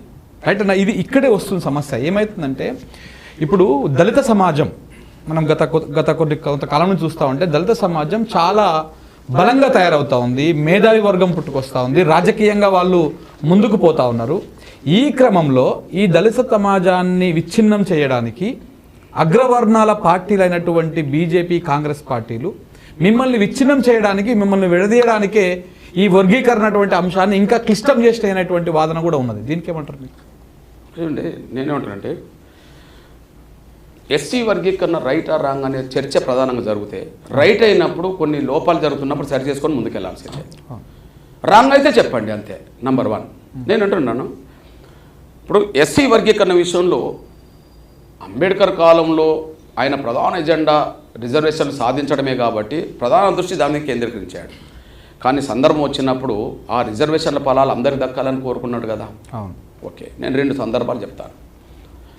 ఒకరోజు దాదర్లో 1934లో ఒక మీటింగ్ జరిగింది. ఈయన మాతంగుల మీటింగ్ జరిగింది. మాతంగులు అంటే చర్మ వృత్తి, అంటే మాదిగల అని అనబడుతుంది. అక్కడ పేరు మాతంగ్. ఓకే, ఆ మీటింగ్కు ఈయన ముఖ్య అతిథిగా వచ్చేసాడు. ఆ మీటింగ్ 10,000 మంది ఆ రోజుల్లో వచ్చేసారు. అంత పెద్ద సభ. అప్పుడు ముఖ్య అతిథిని అడిగారు ఈయన, అంబేద్కర్ గారు, మీరు దళితులందరి కోసం పోరాటం చేస్తున్నమాట నిజమే, కానీ రేపు ఆ పోరాట ఫలాలు దక్కే సమయానికి మాకేమన్నా న్యాయం జరుగుతుందా? ఎందుకంటే మీరు మహర్లు కదా, అవును, మీ చుట్టూ వాళ్ళందరూ మహర్లు కదా, మరి ఆ ఫలాలు మాకేమన్నా వస్తాయని అడిగిండు. అంటే ఆయన నిజాయితీగా చెప్పాడు. ఓకే, మన దళితుల మధ్యలో కూడా సమాజం దృష్టిలో మనందరూ వివక్షత గురవుతున్నమాట ఎంత వాస్తవమో, మనకు కూడా ఆ వివక్షత ఉన్నది కాబట్టి, హెచ్చుతగ్గులు ఉన్నాయి కాబట్టి నన్ను విశ్వసించండి, రేపు బొంబాయి రాష్ట్రానికి ఎన్నికలు జరగబోతున్నాయి, నన్ను విశ్వసించండి, ఆ ఎన్నికల్లో నేను మహర్లకు మాతంగులకు మధ్యలో సమభాగం పంచుతాను అంటాడు. సీట్ల కాడ సమభాగమే వర్గీకరణ కదా, ఇది పొలిటికల్గా ఏదైనా సరే. అక్కడ జరిగింది అప్పుడు ఎన్నికల సమయం కాబట్టి పొలిటికల్గా అని అన్నాడు. సీట్లు పంచు, ఓకే, సీట్ల పంచు అన్నాడు. ఇప్పుడు ఆ మహానీయుడే, ఇది అంబేద్కర్ మొదటి వాల్యూమ్. ఓకే, తెలుగు తర్జుమా జనార్దన్ రెడ్డి ప్రభుత్వంలో ఈ తర్జుమా జరిగింది. చూడండి అన్న, ఆయన ఏమన్నాడంటే, మొత్తం జనాభా ప్రాతిపదికపై వారికి రావాల్సిన దానికంటే ఎక్కువ ప్రాతినిధ్యాన్ని ఏ ఒక్క కులం కోరకూడదు అన్నాడు. జనాభా ప్రాతిపదిక కంటే ఏ ఒక్క కులం అదనంగా కోరకూడదు అన్నాడు. మరి ఎట్లా పంచుకోవాలన్నప్పుడు వాళ్ళ ఆర్థిక పరిస్థితి, సామాజిక హోదా, విద్యా పురోగతిని బట్టి నిష్పత్తిలో పంపకం చేసుకోవాలని చెప్పాడు. పంపకమే కదా నాన్న వర్గీకరణ, పంపకమే కదా మా వాటా. ఓకే, ఇంకో మాట కూడా అంటాడు, ఉద్యోగాలలో ఏ అల్పసంఖ్యక వర్గం కూడా వారి జనాభాకు మించిన ప్రాతినిధ్యాన్ని కోరకూడదు అన్నాడు. అంటే తక్కువ జనాభా ఉన్న వాళ్ళు ఎక్కువ ఉద్యోగాలు తీసుకోకూడదు అన్నాడు. నీ జనాభా షెడ్యూల్ కులాల జనాభాలో నీ జనాభా 5% ఉందనుకో, నువ్వు 10 కోరద్దు, 6 కోరద్దు అని అన్నాడు. నీ షెడ్యూల్ కులాల జనాభాలో నీది 10% అనుకో, నువ్వు 12 కోరద్దు, 11 కోరద్దు అన్నాడు. మరి ఎట్లా పంచుకోవాలంటే వాళ్ళ ఆర్థిక, సాంఘిక, విద్యా పురోగతిని బట్టి పంపకం చేసుకోవాలన్నాడు. పంపకం ఇప్పుడు రాజ్యాంగం ఏర్పడక ముందు రాసిన రాత అది. ఆయన పంపకం చేసుకోవాలని ఆయన అన్నాడు కదా, మరి పంపకం అనే మాట విడదీసినట్టు ఎట్లా అవుతుంది? ఇప్పుడు తల్లిదండ్రులు ఆస్తులు బిడ్డలకు ఆస్తులు పంచుతారు, అవును, పంచితే వాళ్ళు మళ్ళీ కలిసి ఉండారా? పంచుకోకపోతే కలిసి ఉండరు. ఎక్కువ తక్కువ నాకెందుకు పంచట్లేదని తండ్రి మీద గొడవ పడతాడు, తల్లి మీద గొడవ పడతారు, అన్నదమ్ములు పంచుకుంటారు. ఇది కాదే కదా. మీరు అన్నది కరెక్ట్ అయితే, మీరు అన్నది ఇప్పుడు అంబేద్కర్ గారు రాసిన వాక్యంలో అదే ఉంటే, ఇప్పుడు ఈ కులాలు మాల అని కానీ, మాదిగా అని కానీ, మీరు చెప్తున్నటువంటి మహార్లని కానీ, మాత, ఈ అన్ని కులాలు ఇప్పుడు నిన్నమన్న పుట్టినే కాదు, అంబేద్కర్ కాలం నుంచి కూడా ఉన్నటివి. సో కాబట్టి అప్పుడే ఆయన రాజ్యాంగం రాసినప్పుడు ఎందుకు అందులో ఏబిసిడి వర్గీకరణ కానీ ఈ అంశాలను కానీ ఎందుకు అప్పుడే స్పష్టంగా పెట్టలేకపోయారు? నేను అంతకుముందే నీకు చెప్పేశాను. ఇప్పుడు ఏంటంటే ఆయన ప్రధాన దృష్టి ఏంటిది నాన్న, మొత్తం ఓవరాల్గా ఆనాడు ఈ ప్రత్యేక రిజర్వేషన్ల ప్రాతినిధ్యం కోరుతుంటేనే దేశం మొత్తం అడ్డం పడ్డది. ఉన్నత వర్గాల వ్యవస్థ అంతా ఆయనకు అడ్డం పడ్డది. ఆ అడ్డం పడ్డ వ్యవస్థను ఎదుర్కొని సాధించి పెట్టడమే ఆయన గగనం. ఆ రోజుల్లో ఎంత గగనం చెప్పానా, ఆయన కూడా అన్ని సాధించలేకపోయాడు కదా. మరి రిజర్వేషన్లే అంటే ఆయనకి సాధించాలని ఆయనకు మనసులో బలంగా ఉన్న రోజుల్లో కూడా అన్ని సాధించలేకపోయాడు కదా. ఎగ్జాంపుల్, విద్యారంగంలో రిజర్వేషన్లు ఉన్నాయి, ఉద్యోగ రంగంలో రిజర్వేషన్లు ఉన్నాయి, చట్టసభలో రిజర్వేషన్లు ఉన్నాయి. ఆయన కేంద్ర న్యాయశాఖ మంత్రి, న్యాయశాఖలో రిజర్వేషన్లు లేవు. అవును, అంటే ఆయన మీద కూడా ఎంత ఒత్తిడి ఉన్నది సాధించే సమయానికి. కాబట్టి సాధించే సమయానికి ఎంత ఒత్తిడి ఉండడం వల్ల రిజర్వేషన్లు సాధించాడో, మిగతా ఎజెండా ప్రధాన ఎజెండా కాదు. అది వచ్చినాక మనం చూసుకోవచ్చు మళ్ళీ. అప్పుడు ఈ అసమానతలు ఏర్పడేది నిర్ధారణ జరగాలి కదా. అవును, అసమానతలు ఏర్పడే ఇప్పుడు రిజర్వేషన్ల ప్రక్రియ మొదలైన వెంటనే ఎవరు ఎంత తింటుండో తెలియదు కదా. ఒక దశాబ్దం అవుతే, ఒక 2 దశాబ్దాలు అవుతే అందరికి న్యాయం జరుగుతుందా లేదని తెలుస్తుంది. తెలుస్తుంది. అది కమిషన్ రిపోర్ట్ ద్వారా తెలుస్తుంది. Example, okay, doctor Babasaheb Ambedkar 56లో చనిపోయాడు. ఓకే, 65లో కమిషన్ పడ్డది. కమిషన్ పేరు లోకూర్ కమిటీ. అది లాల్ బహదూర్ శాస్త్రి ప్రధానమంత్రి ఉన్నాడు. అందులో తేల్చిండు కదా. ఇక ఆంధ్రప్రదేశ్ కాడికి వస్తే 59 కులాల్లో మాలలు అడ్వాన్స్ అయ్యారు. మిగతా వాళ్ళు అడ్వాన్స్ అయ్యారు చెప్పలేగా. అంతే. మహారాష్ట్రలో మహార్లు మాత్రమే అడ్వాన్స్ అయ్యారు. ఓకే, పలాని తమిళనాడులో పరయార్లు మాత్రమే అడ్వాన్స్ అయ్యారు. ఉత్తరప్రదేశ్లో చెమార్లు మాత్రం అడ్వాన్స్ అయ్యారు. అంటే ఎప్పుడు తేలింది అంటే ఈ రిజర్వేషన్ల ప్రక్రియ అమల్లోకి వచ్చినాక ఎవరెంత తినరో అయిపోయింది. ఆ ఫలాలు అనుభవిస్తుంటే దాంట్లో ఎవరి బాట ఎంత పోతుందని తెలిసింది. తేలిపోయింది. ఒకరు ఎక్కువ తీసుకుంటున్నారని తేలిపోయింది, ఒకరికి అందట్లేదని తేలిపోయింది. అప్పుడు ఏ సూత్రం అమలు చేయాల్సి వస్తుంది? ఆయన చెప్పిన సూత్రం అమలు చేయాల్సి వస్తుంది. అంటే ఆయన ప్రధాన ఎజెండా రిజర్వేషన్ సాధించడం, కానీ భవిష్యత్తులో పంచుకోమని చెప్పడం, ఆయన చెప్పిపోయింది కదా. ఇంకా ఇప్పుడు అడ్డంకి ఏముంది చెప్పండి. కానీ అన్న అంటే అందుకోవడంలో మీరు వెనుకబడ్డారా సార్? అంటే మాదిగలు అందుకున్నారు, ముందుకెళ్ళిరు, ఎదిగిరు అని చెప్పేసి ఇప్పుడు మీరే చెప్పారు. అంటే మాదిగలు వెనుకబడ్డారు అని చెప్పారు. అందుకోవడంలో దాన్ని ఒడిచి పట్టుకోవడంలో మీరు వెనుకబడ్డారా? అంటే అంత హుషారుగా లేకపోయిర్రా? దానికి కారణాలు ఏవై ఉండొచ్చు? వాళ్ళు బాగా హుషారుగా ఉన్నప్పుడు జనరల్గా వెళ్ళవచ్చు కదా. ఎస్సీలకు ఎందుకు ఉండాలి మరి? వాళ్ళు హుషారు కదా, అంటే వాళ్ళు వెళ్ళాలి. ఇప్పుడు వాళ్ళు అదే అంటారు, అంబేద్కర్ రిజర్వేషన్ సాధించేటప్పుడు అడ్డుపడేటోళ్ళు ఏ వాదన చేశారో ఇప్పుడు వీళ్ళకి అదే వాదన చేస్తారు. అంబేద్కర్ రిజర్వేషన్లు దళితులకు కావాలి అని పోరాటం చేస్తున్న రోజుల్లో రిజర్వేషన్ మేము అంగీకరించాం, మేము చదువుకున్నాం, మేము కష్టపడ్డాం, మేము చదువుకున్నాం, మేము మీకు రిజర్వేషన్లు ఇవ్వం, మీకు ఉద్యోగాలు వాటి ఇవ్వం, మీరు చదువుకునే వాటి ఇవ్వడం. మీరు చదువుకోలేదు కదా, మీరు చదువుకోండి అన్నారు అంతే. రిజర్వేషన్లు ఇస్తామని చెప్పలే. అంటే మేము చదువుకున్నాం, మీరు చదువుకోలేదు, అందువల్ల మాకు ఉద్యోగాలు వచ్చినాయి, మీకు ఉద్యోగాలు రావు, మీరు ముందు చదువుకోండి అని అన్నారు. చదువుకోవాలంటే కూడా మీకు అవకాశం రావాలి. మాకు చదువుకోవడానికి అవకాశాలు లేని వ్యవస్థలో పుట్టిన ఈ సమయంలో మాకు ప్రత్యేక రిజర్వేషన్ కావాలని ఆయన కొట్లాడారు. ఇప్పుడు వీళ్ళు ఏమంటారు? వాళ్ళ వాళ్ళని మళ్ళీ వీళ్ళు తీసుకొస్తారు. అవును, మేము చదువుకున్నాం, మేము ఉద్యోగం సాధిస్తున్నాం, మాకు తెలివి ఉంది, మాకు తెలివి ఉన్నది, మేము చదువుకున్నాం, మేము ఉద్యోగం సాధిస్తాం, మాకు తెలివి ఉన్నది. మీకు తెలివి లేదు, చదువుకోలేదు కాబట్టి మీకు రావు, మేము వాటి ఇస్తామంటారు. ఇక మనకి తెలివి ఉన్నది కదా, ఆనాడు అగ్రకులాలాగానే మీకు కూడా తెలివి ఉన్నది కదా, ఓపెన్ కోటర్లకు వెళ్ళండి. తెలివి లేని వాళ్ళకే, చదువు లేని వాళ్ళకే రిజర్వేషన్లను ఒకవేళ ఒప్పుకుంటే ఆనాడు మేము చదువుకోలేదు, మరి మాకు రిజర్వేషన్లు ఉండాలి కదా. రిజర్వేషన్ల పునాది మీదనే కదా కొద్దిగా ముందు అడిగేస్తున్నది. ఓకే, మీరు అనుభవించి మీరు పైకి వచ్చారు కాబట్టి అనుభవం లేని వాళ్ళకు, అవకాశం లేని వాళ్ళకి అవకాశం వచ్చినట్టు సహకరించండి. మీరు వాళ్ళ వాదన తీసుకొచ్చి మా దగ్గర పెడతారు ఏంటిది? అగ్రకులాల వాదనే మీరు పెడుతుండ్రు ఆనాడు. అయితే మీరు మాదిగలు చాలా వెనుకబడి ఉన్నారు, ఆర్థికంగా కావచ్చు, సామాజికంగా కావచ్చు అని మీరు చెప్తున్నారు ఇప్పుడు, విద్యాపరంగా అన్ని రకాలుగా. సో అట్లాంటప్పుడు కుల ప్రాతిపదికన రిజర్వేషన్ కాకుండా వాళ్ళ ఆదాయ ప్రాతిపదికన రిజర్వేషన్ కోరినప్పుడు వాళ్ళకి ఇంకెక్కువ లాభం జరుగుతుంది. ఎందుకంటే సమాజంలో అట్టడుగు స్థాయిలో ఉన్నది వాళ్ళే. అట్లాంటప్పుడు అందులో ఉన్నటువంటి ఆ పేదలకు 100% న్యాయం జరగాలంటే అప్పుడు ఆర్థిక ప్రాతిపదిక తీసుకున్నప్పుడు ఎక్కువ జరుగుతుంది. ఎందుకు అంటే ఇప్పుడు ఒక కుటుంబం, ఒక మాదిగ సామాజిక వర్గంలోనే ఒక కుటుంబంలో ఒకరికి ఉద్యోగం వస్తే గవర్నమెంట్ది, వాళ్ళ కుటుంబం కొంచెం ఉన్నతంగా ఉంటుంది. నెక్స్ట్ వాళ్ళ తరాలన్నీ కూడా ఒక ఆర్థికంగా మంచి పొజిషన్లో ఉంటాయి. బట్ అదే మాదిగ సామాజిక వర్గంలో ఇంకా చాలామంది కూడా కనీసం చదువుకునే పరిస్థితి కూడా లేకుండా ఉంటారు. అట్లాంటి సమస్య రాకుండా ఉంటుంది కదా ఈ ప్రయత్నం చేస్తే. ఇది మీరు అనే మాట క్రిమి లేయర్కి వర్తిస్తుంది. నేను క్రిమి లేయర్కి 2వ స్థాయిలో నేను దాన్ని స్వాగతిస్తాను. ఓకే, నంబర్ 1, ముందు కుల వివక్షకు అంటరాంతరానికి గురవుతున్న వర్గాలకు వివక్ష మీద ఏర్పడ్డ, వివక్ష వల్ల ఈ సమాజం బాగుపడలేని అంశం మీద ఏర్పడ్డ రిజర్వేషన్లు కదా.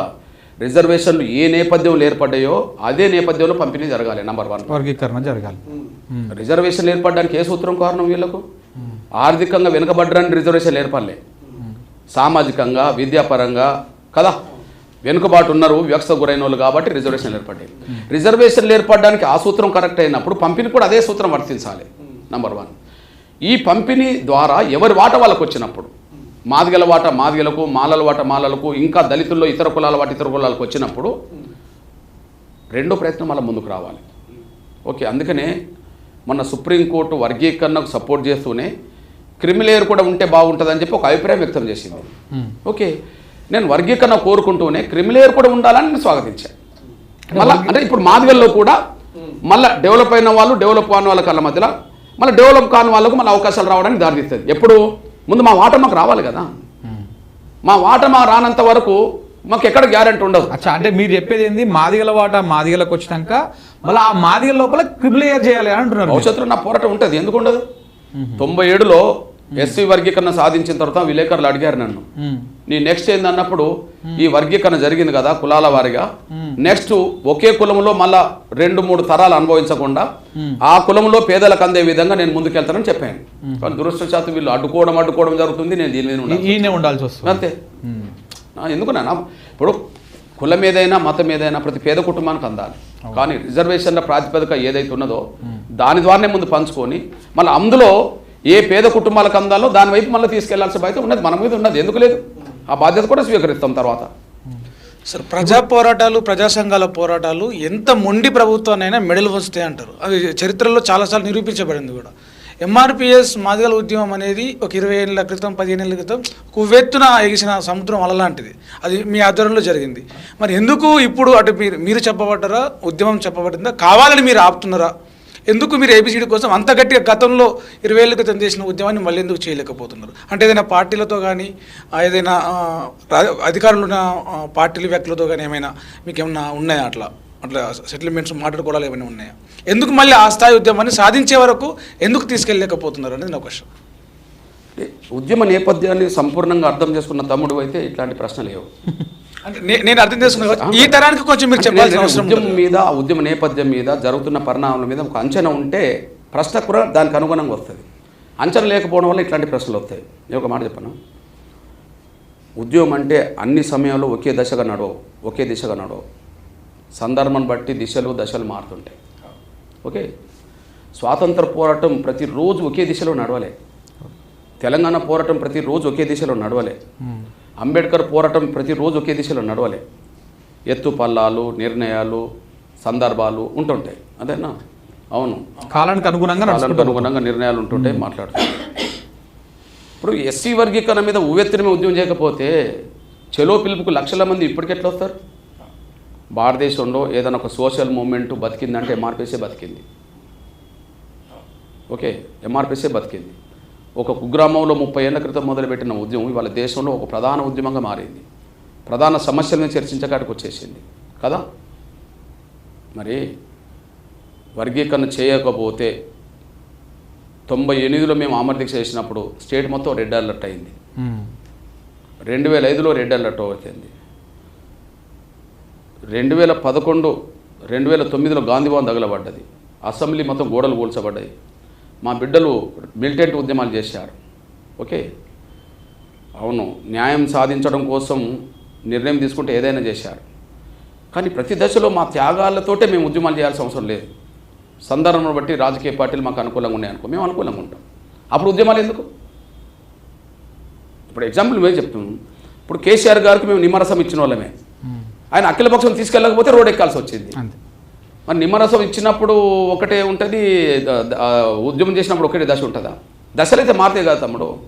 ఈ నేపథ్యంలో చెప్పదలసిన అంటే ఎంఆర్పిఎస్ 94లో మూమెంట్ మొదలుపెట్టి 95, 96 వచ్చేప్పటికి రాష్ట్రంలో విస్తరించారు.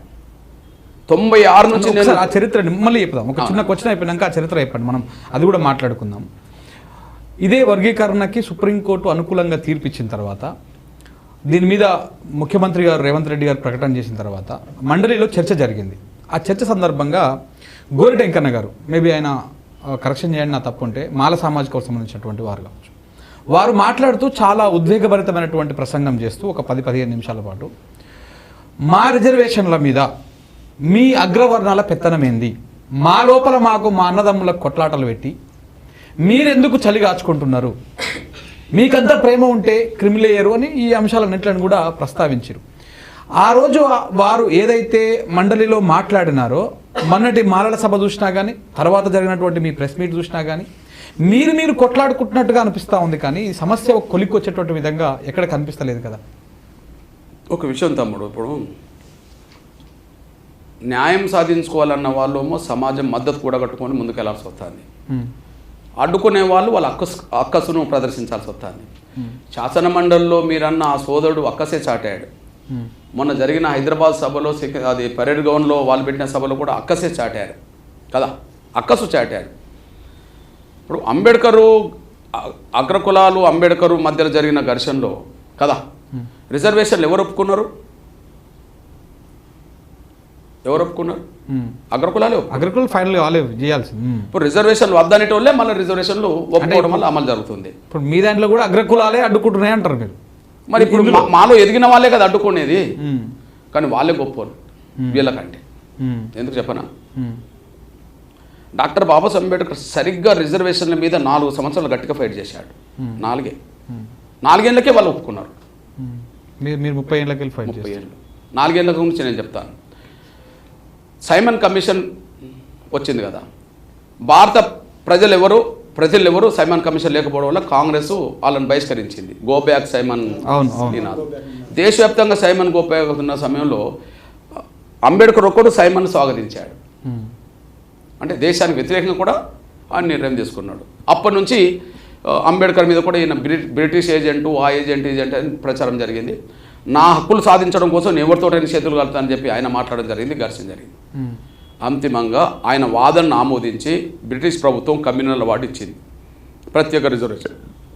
తర్వాత గాంధీ దానికి అడ్డుపడి నిరాహార దీక్ష చేశాడు. ఆయన చనిపోయే పరిస్థితి ఉన్నదన్నప్పుడు దేశంలో గొడవలు జరుగుతున్న సమయంలో అంబేద్కర్తో మళ్ళీ గాంధీతో చర్చలు జరిగినాయి. ఆ చర్చల ఫలితమే రిజర్వేషన్లు ఒప్పుకుంటామని చెప్పి గాంధీ ఒప్పుకోవడం వల్ల, సంతకాలు జరగడం వల్ల రిజర్వేషన్ అమలు జరుగుతున్నాయి. 32లో పూనా ఉడంబడిక జరిగింది. 28 నుంచి స్టార్ట్ అయిన ప్రధాన ఘర్షణ 32 నుంచి సమస్య పరిష్కారం అయిపోయింది. ఆ తర్వాత ఘర్షణ ఉన్నది 4 సంవత్సరాలు. అంటే ఈ దేశంలో అగ్రకులాలే దళితులకు రిజర్వేషన్లు ఇవ్వడానికి ఒప్పుకున్న ఈ 4 ఏళ్లలోనే, కానీ 30 ఏళ్ళలో ఇంకా మేము అడ్డం పడతామంటే మీ దృష్టికి తీసుకొస్తున్న తమ్ముడు, ఎస్సీ వర్గీకరణ న్యాయం కాబట్టి కమిషన్లన్నీ ఒప్పుకున్నాయి. చంద్రబాబు నాయుడు గారు 96లో కమిషన్ వేశాడు, రామచంద్రరాజు. మాకు అన్యాయం జరిగిందా కాబట్టి వర్గీకరణ జరగాల్సిందే అని చెప్పింది, రిపోర్ట్ ఇచ్చింది కదా. నేను ఇంతకుముందు చెప్పాను లోకూరు కమిటీ అని. నేను పుట్టకముందు అది వచ్చింది, వచ్చింది లోకూరు కమిటీ 65లో. ఓకే, అది ఎస్సీలో పలాన్ వాళ్ళే అభివృద్ధి చెందిన మిగతా వాళ్ళకు జరగలేదని అది చెప్పేసింది. తర్వాత ఉషా మేర కమిషన్ కాంగ్రెస్ యూపీఏ గవర్నమెంట్ వేసింది, అది వర్గీకరణ చెప్పింది.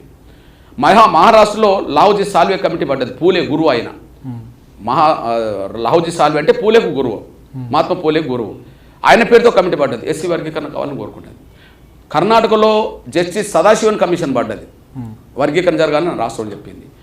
తర్వాత తమిళనాడులో గౌరవ పెద్దలు మన ముఖ్యమంత్రిగా పనిచేసిన కాలంలో కరుణానిధి గారు జస్టిస్ జనార్దన్ కమిషన్ వేశాడు, వర్గీకరణ జరగాలని చెప్పేసింది. ఉత్తరప్రదేశ్లో హుకుమ్ సింగ్ కమిషన్ పడ్డది, వర్గీకరణ జరగాలని చెప్పింది. పంజాబ్లో గుర్నామ్ సింగ్ కమిషన్ పడ్డది, వర్గీకరణ జరగాలని చెప్పింది. తమ్ముడు, ఎస్సీ వర్గీకరణ జరగాలని ఇక్కడనే కాదు కదా, దేశంలో ఎస్సీ వర్గీకరణ జరగాలన్నా వద్దనే ప్రతి చర్చలో కమిషన్లు వర్గీకరణ జరగాలని కోరుకున్నాయి. ఎందుకు కోరుకున్నాయి? రిజర్వేషన్ ఫలాలు పొందేటోళ్ళు కొన్ని, పొందనోళ్ళు ఎక్కువ మంది ఉన్నారు కాబట్టి వర్గీకరణ జరగాలని చెప్పేసింది. కమిషన్లు వర్గీకరణ సపోర్టే, రాజకీయ పార్టీలు వర్గీకరణ సపోర్టే, సూత్రరీత్యా సపోర్టే. కొంతమందికి నిజాయితీ ఉండవచ్చు, నిజాయితీ లేకపోవచ్చు, కానీ సూత్రరీత్యా వర్గీకరణ సపోర్టే. అన్ని పార్టీలు మేనిఫెస్టో పెట్టడం అంటే సపోర్టే కదా. ఓకే, దేశ ప్రధానమంత్రులు వర్గీకరణ సపోర్టే. ఇప్పుడు నేను నరేంద్ర మోడీ గారిని ఏం కర్మ, రాజశేఖర్ గారిని వెంబడి పెట్టుకొని ప్రధానమంత్రి మన్మోహన్ సింగ్ గారిని కూడా కలిసిన రోజులు ఉన్నాయి, మీకు చూపించారు. మరి ఆయన కూడా వర్గీకరణకు అనుకూలంగా ఉండడం వల్లనే ఉషా మేర కమిషన్ వేశాడు. కమిషన్ రిపోర్ట్ వర్గీకరణకు అనుకూలంగా వచ్చినాక పార్లమెంట్లో బిల్లు పెట్టొద్దని చెప్పి అడ్డం పడ్డారు. ఓకే, అంటే ప్రధానమంత్రుల సపోర్ట్ వాళ్ళని లెక్క చేస్తలేరు, కమిషన్ల సపోర్ట్ వాళ్ళని లెక్క చేస్తలేరు, పార్టీలు కూడా మెజారిటీ సపోర్ట్ వాళ్ళని లెక్క చేస్తలేరు, రాష్ట్రపతి సపోర్ట్, ఇప్పుడు రాష్ట్రపతి చూపించాను, రాష్ట్రపతి మళ్ళీ దళితుడు, ఆయన లెక్క చేస్తలేరు. సుప్రీంకోర్టులో చీఫ్ జస్టిస్ అధ్యక్షులు వచ్చిన తీర్పును కూడా వాళ్ళు లెక్క చేస్తలేరు. ఇప్పుడు చెప్పండి నాన్న, ఇది ఘర్షణ ఒక ఆధిపత్య వర్గం ఇంకో కొన్ని వర్గాలను అడ్డుకునే ప్రయత్నమా? ఘర్షణ మేము ఎందుకు కోరుకుంటాం నాన్న? అన్యాయం జరిగింది, న్యాయం కోసం కొట్లాడుతున్నాం తప్ప పోయి మాకు న్యాయం లేదా, మా వైపు న్యాయం లేదనుకో, సమాజం ఎందుకు మాకు అండగా నిలబడుతుంది? కమిషన్లు ఎందుకు మాకు అనుకూలంగా రిపోర్ట్ ఇస్తాయి? ఓకే, కోర్టులు ఎందుకు తీర్పులు ఇస్తాయి? ప్రధానమంత్రులు ఎందుకు ఒక సభలకు వస్తారు? రాష్ట్రపతులు ఎందుకు వర్గీకరణ కావాలని కోరుకుంటారు? ఇది ఒక అన్యాయం జరిగిన వర్గం తరపున పోవటం జరుగుతున్న సమయంలో సమాజం యావత్ ఇటువైపు నిలబడ్డది. మరి మేమే ఇంకా అడ్డుకుంటామంటే వాళ్ళ పలుకుబడే కదా, ఇంక అంతకంటే ఏం చెప్తుంది? వాళ్ళకి పలుకుబడి ఉన్నది దళిత వర్గాల్లో. ఇట్లాంటి పరిస్థితుల్లో తెలంగాణలో ఎప్పటిలోగా వర్గీకరణ సాధ్యమవుతుందని మీరు అనుకుంటున్నారు? తమ్ముడు, నేను చెట్టు కింద కూర్చున్న జ్యోతిష్ తీసుకుని అయితే నేను చెప్పేవాడిని. నేను ఉద్యమకారిని, నేను జ్యోతిషం చెప్పలేను. కానీ అట్లా కాదు నాన్న. ఇప్పుడు 94లో మొదలుపెట్టి ఈ పోరాటం 3 దశాబ్దాలు నడుతుందని నేను అనుకోలేదు. ఎందుకంటే ఒక సింపుల్గా అనుకున్నది ఏంటంటే, అరే బీసీలో ఏబిసిడి వర్గీకరణ ఉన్నది, ఎస్సీలో కూడా వర్గీకరణ జరిగితే అయిపోతుంది కదా, మేము బాగుపడతాం కదా అని అనుకున్నాం కదా. అనుకున్నారు. కానీ ఇన్ని మలుపులు తిరిగింది కదా. ఎన్నోసార్లు నన్ను వీళ్ళు అడ్డుకోవడం మీకు చెప్పాను కదా. 97లో 20 లక్షల మంది హైదరాబాద్ ముట్టడించాం. పాదయాత్ర, మొదటి పాదయాత్ర. అదే అన్న నేను చరిత్ర అడగబోతున్నాను. అసలు మీకు అన్యాయం జరుగుతుందని మీరు ఎక్కడ గుర్తించారు? 1994లో మీరు ఎంఆర్పిఎస్ స్థాపించారు. అప్పుడు మాదిగ దండోరణ ఫస్ట్. సేమ్ ఎంఆర్పిఎస్ను మాదిగ దండోర అంట. సో అట్లా ఫస్ట్ స్టార్ట్ చేశారు. అసలు ఎక్కడ మీకు అన్యాయం జరుగుతుందో ఎక్కడ గుర్తించారు? ఎట్లా ఉద్యమం స్టార్ట్ చేయాల్సి వచ్చింది? ఆ సందర్భం ఏంది, ఆ నేపథ్యం ఏంది, ఇప్పటి తరం యువకులకు అర్థమయ్యేటువంటి విధంగా ఒకసారి చరిత్ర చెప్పండి కొంత బ్రీఫ్. నాది వాస్తవానికి తెలంగాణ రాష్ట్రంలో వరంగల్ జిల్లా అంటరోడ్ శాంపేట్. ఓకే. సరే, అంతకుముందు కొన్ని కారణాల వల్ల విప్లవోద్యమం నుంచి కొన్ని కారణాల వల్ల బయటికి రావడం, దళిత వర్గాల మీద దృష్టి పెడుతున్న సమయంలో 91-92లో నేను ఆంధ్రప్రదేశ్ వైపు వెళ్ళాను. ఆంధ్రప్రదేశ్ వెళ్ళాను. అప్పుడు చుండూరు జరిగింది. అవును, 91లో. అంతకుముందు కారంచేడు జరిగింది 85లో. సో 85లో కారంచేడు జరిగే సమయానికి మేము యాక్టివ్, అది పీపుల్స్ వార్ ఉద్యమంలో యాక్టివ్ పాత్ర పోషిస్తున్న రోజులై. అయితే ఆయా సందర్భంలో కత్తి పద్మరావు గారు పెట్టిన మీటింగ్లోకి వెళ్ళి వస్తుండే వాళ్ళం. కానీ చుండూరు వచ్చేటప్పటికి అప్పుడు విప్లవం నుంచి బయటకు వచ్చి కొంత దళిత వర్గాల మీద పనిచేద్దామని ఆలోచన వచ్చినప్పుడు చుండూరు జరిగింది. అట్లా చుండూరులో నేను నెలల తరపు పడుకున్నాను. నేను మాలపల్లెలో పడుకున్నాను. నేను మాలపల్లెలో నెలల తరపు పడుకున్నాను. చుండూరులో ఇప్పుడు వేదికకి ఎక్కిన వాళ్ళు ఎవరు కూడా ఆ చుండూరు తెలియదేమో, కానీ నేను చుండూరులో పడుకున్న వాళ్ళందరికీ తెలుసు. అక్కడ నుండి 92లో చీమకుర్తి అని ప్రకాశం జిల్లాలో ఒకటి ఉన్నది. గ్రాండ్ ఫ్యాక్టరీలకు, అది గ్రాండ్ క్వారీలకు అది పెద్ద పరిశ్రమ. అది ఓకే. అక్కడ 3 మన మాల అమ్మాయిలు చెల్లెలో అత్యాచారాలు కూడా చంపబడ్డారు. ఏచమ్మ, రాములమ్మ, అంజమ్మ అని. అక్కడ నేను ఒక 9 నెలలు మాలపల్లెలో పడుకొని చుట్టుపక్కల ఉద్యోగం నిర్మించే పాత్ర పోషించాను మాలపల్లెలో. మీరు పేరు చెప్తున్నారు కదా, ఇప్పుడు వాళ్ళకి ఆ చీమకుర్తి కూడా వాళ్ళకి తెలియదు. తర్వాత కందుకూరులో బృందావన మాలపల్లె మీద దాడి చేసి ఒకరిని చంపితే నేను అక్కడికి పోయి అక్కడ ఉన్నాను తిరుగుతున్న రోజుల్లో. 2 సంఘటనలు ఏం జరిగాయంటే, నేను డప్పు పట్టుకొని తిరుగుతున్న రోజుల్లో పాటలు పాడుతూ ఒక మాలపల్లెలో నన్ను కొద్దిగా రానివ్వలే. మీరు డప్పు పట్టుకొని మా ఇండ్లకు రావద్దు అని చెప్పి, అంటే వ్యత్యాసంలో కొద్దిగా ఇన్సల్ట్గా, అంటే డప్పు పట్టుకొని మీరు అంటే అది పాటలు పాడుతూ చైతన్యం చేయడానికి వెళ్తున్న సమయంలో ఒక పల్లెలో కొద్దిగా మీరు మాదిగలు డప్పు పట్టుకొని రావద్దని చెప్పి కొంత వాళ్ళకు ఏ సాంప్రదాయం కొంత ఇబ్బంది పెట్టారు. ఇవన్నీ జరుగుతున్న సమయంలో ఒక సంఘటన జరిగింది 94. అప్పుడు చంద్రబాబు నాయుడు గారు ముఖ్యమంత్రి, విజయభాస్కర్ రెడ్డి ముఖ్యమంత్రి. ఆది జాంబో అరుంధేయ సమాఖ్య అని చెప్పి మా కులంలో ఒక సంఘం ఉండే, ఎంఆర్పిఎస్ రాకముందు. దానికి మంద జగన్నాథం, తర్వాత ఎన్ వెంకట స్వామి అని చెప్పి ఐఏఎస్ రిటైర్డ్ అయిన జగన్నాథం అంటే నాగర్ కర్నూలు ఎంపీ ఆయన ఉన్ను ఎన్ వెంకట స్వామి అని రిటైర్డ్ ఐఏఎస్ అధికారి, తిరుపతి పార్లమెంట్ మెంబర్గా ఎన్నికైంది. తర్వాత బీజేపీలో వాళ్ళిద్దరూ ఆది జాంబారి సమాఖ్యను పెట్టి మాదిగలకు జరిగిన అన్యాయాన్ని అప్పుడు వెలుగులోకి తీసుకొచ్చారు. వాళ్ళిద్దరు ఉద్యోగస్తులు, ఒక ఆయన ఐఏఎస్ ఆఫీసర్. ఎక్కడ అన్యాయం జరిగింది? ఉద్యోగాల్లో, విద్యా ఉద్యోగ రంగంలో అన్యాయం జరిగిన విషయాలన్నీ వాళ్ళు బయట పెట్టి ఒక కరపత్రం తీసి ఒక మీటింగ్ పెట్టారు. ఆ మీటింగ్ నిజాం కాలేజ్ గ్రౌండ్ లో జరిగింది, మన హైదరాబాద్ నిజాం కాలేజ్. అప్పటికి ఇంకా ఎంఆర్పిఎస్ రాలే. మేము అక్కడ తిరుగుతున్న క్రమంలో మీటింగ్ జరిగింది. ఆ మీటింగ్ వచ్చిన కరపత్రం మా దృష్టికి వచ్చేసింది. అందులో కనిపించింది అంటే దాదాపు అన్ని రంగాల్లో, విద్య, ఉద్యోగ, సంక్షేమ రంగాల్లో, రాజకీయ రంగాల్లో 80% ఒక వర్గానికి పోతుందని చెప్పి వాళ్ళ ఆధారం లెక్కలు ఇచ్చారు. అప్పుడు బహిరంగ సభ జరిగింది. ఆ బహిరంగ సభ వేదిక మీద అందరూ గట్టిగా మాట్లాడకపోవడం వల్ల అసంతృప్తి కింద వచ్చేసింది. ఆ కింద వచ్చిన విషయం పేపర్లకు వచ్చేసింది. అంటే వేదిక మీద నాయకులు ఆ విషయాన్ని ప్రస్తావించకుండా కేవలం వాళ్ళ పర్సనల్ విషయాలు చూసుకుంటారని వచ్చేటప్పటికీ అప్పుడు మాలో ఆలోచన వచ్చేసింది, నిజమే ఇంత అన్యాయం జరుగుతుంది కదా. అంటే ఆ వేదిక మీద జరుగుతున్న అన్యాయాన్ని మాట్లాడలేదా వీళ్ళు వచ్చిన వాళ్ళు? మాట్లాడలే. ఎందుకు మాట్లాడలేదు? దానికి కారణం ఏందో వాళ్ళ పొలిటికల్ ఇంట్రెస్ట్ వాళ్ళకు ఉంటే ఉండవచ్చు. అంటే మేబీ మాలలు దూరం అవుతారు, మళ్ళీ కూడగట్టడానికోమో ఈ అంశాన్ని లేవనెత్తిండ్రు. కానీ వేదిక మీద ఆ ప్రస్తావన బలంగా తీసుకురావాలి ఆర్గనైజ్ చేసిన వాళ్ళు. అప్పుడు కింద అసంతృప్తి వచ్చింది, మేము పేపర్లో చూసి. ప్రజల నుంచి కిందకు వచ్చేటువంటి ప్రజల నుంచి. ఇప్పుడు ఉదాహరణకు చెప్పానా, ఇప్పుడు విజయభాస్కర్ రెడ్డి వర్గీకరణ మీద మాట్లాడకుండా మాదిగలు చెప్పులు కొట్టేటోళ్ళు కదా, మీరు చెప్పుల పరిశ్రమ డెవలప్ చేసుకోవడానికి ఒక 3 కోట్ల రూపాయలు ఇస్తానని ప్రకటన చేశాడు.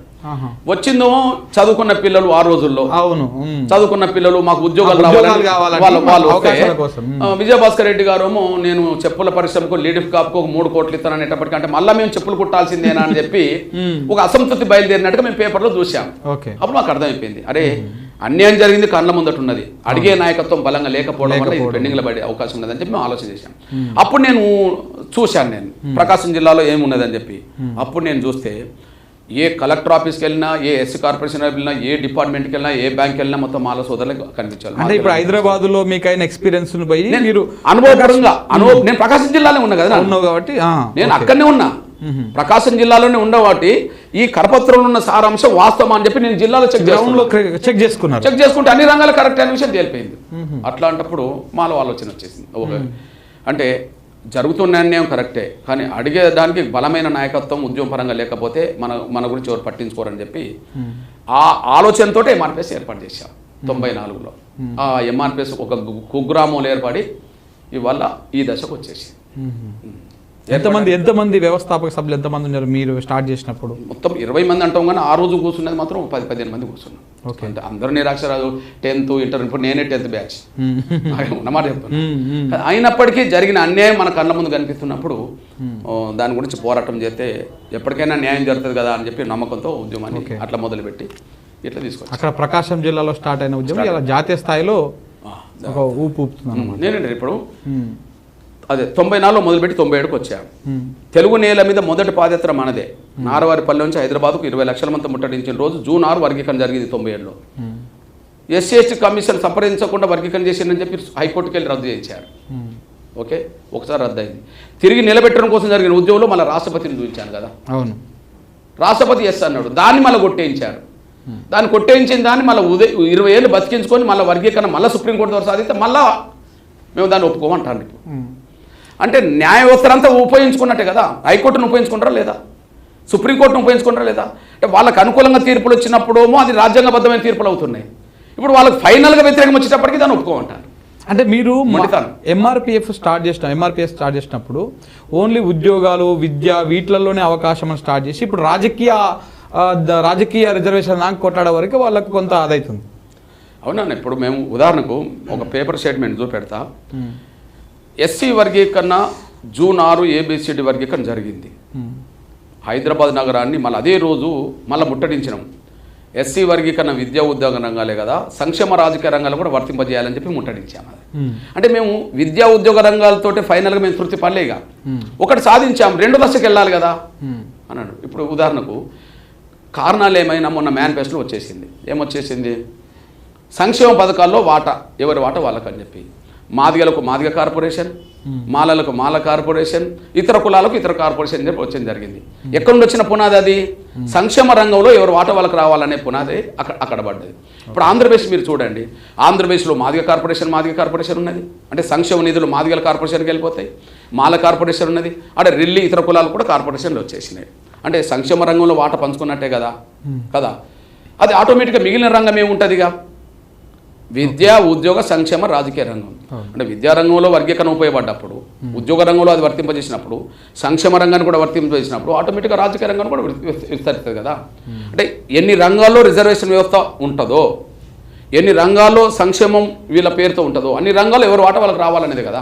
ఇప్పుడు వర్గీకరణ అనగానే మాదిగ మాల ఈ 2 కులాలు కొట్లాడుతూ ఉన్నాయి, 2 కులాలు ప్రధానంగా మాట్లాడుతూ ఉన్నాయి. కానీ మీరు చెప్పారు తెలంగాణలో మొత్తము ఎస్సీ కింద ఉన్నటువంటి షెడ్యూల్డ్ క్యాస్ట్ కింద ఉన్నటువంటి కులాలు మొత్తం 59 దాకా ఉన్నాయని చెప్పేసి, మరి మిగతా కులాలు ఎందుకు మాట్లాడతలేవు?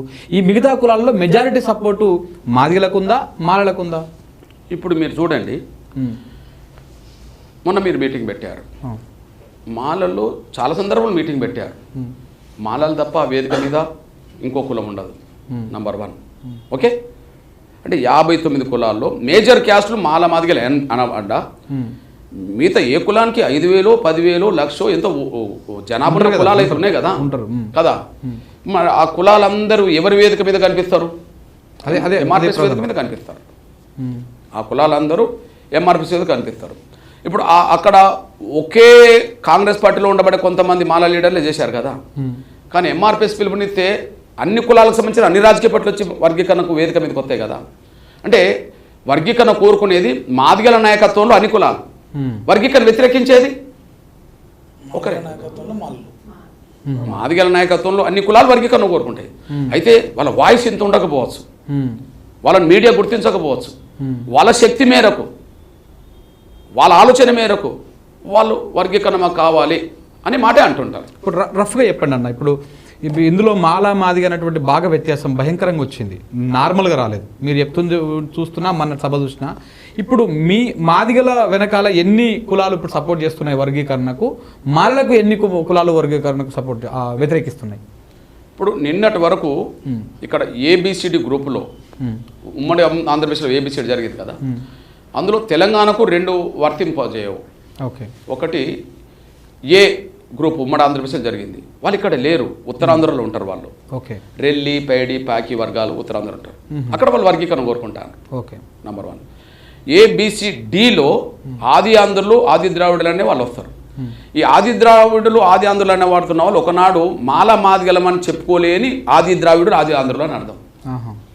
ఆ రోజుల్లో మేము మాదిగలము, మేము మాలలమని చెప్పుకోకుండా ఆది ఆంధ్రులు, మేము ఆది ద్రావిడులు చెప్పుకున్న వర్గాలు వాళ్ళు. అంటే వీళ్ళే వాళ్ళకు ఒక గ్రూప్ అయింది. అంటే మాలాలైనా మాదిగలైనా ఆ గ్రూపులో ఉంటారు అనుకుందాం.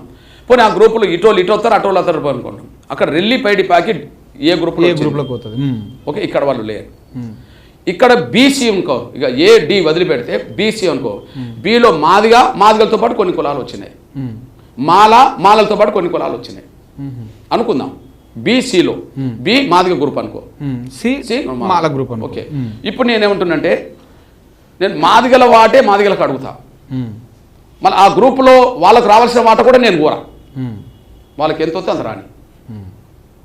సి ఉన్నదనుకో, ఇప్పుడు సిలో ఎన్ని కులాలు ఉన్నాయో, నేను ఓలియా దాసర్ అని నేను అంబేద్కర్ పూలే విగ్రహావిష్కరణకి వెళ్ళొస్తున్నాను. నన్ను పోతుంటే ఇక్కడ బీబీ నగర్ దగ్గర ఒలియా దాసర్లు అనే వాళ్ళు పెద్ద సంఘ నాయకులందరూ కలిసి వచ్చి నాకు ఒక దండ వేసి షాలో కప్పి, అన్న నీ నాయకత్వంలో మేము ఉంటామని చెప్పారు. వాళ్ళు ఒలియా దాసర్లు. ఆ ఒలియా దాసర్లు ఎవరంటే అంతకుముందు మాల గ్రూపులో వచ్చిన వాళ్ళు, సి గ్రూపులో వచ్చిన వాళ్ళు.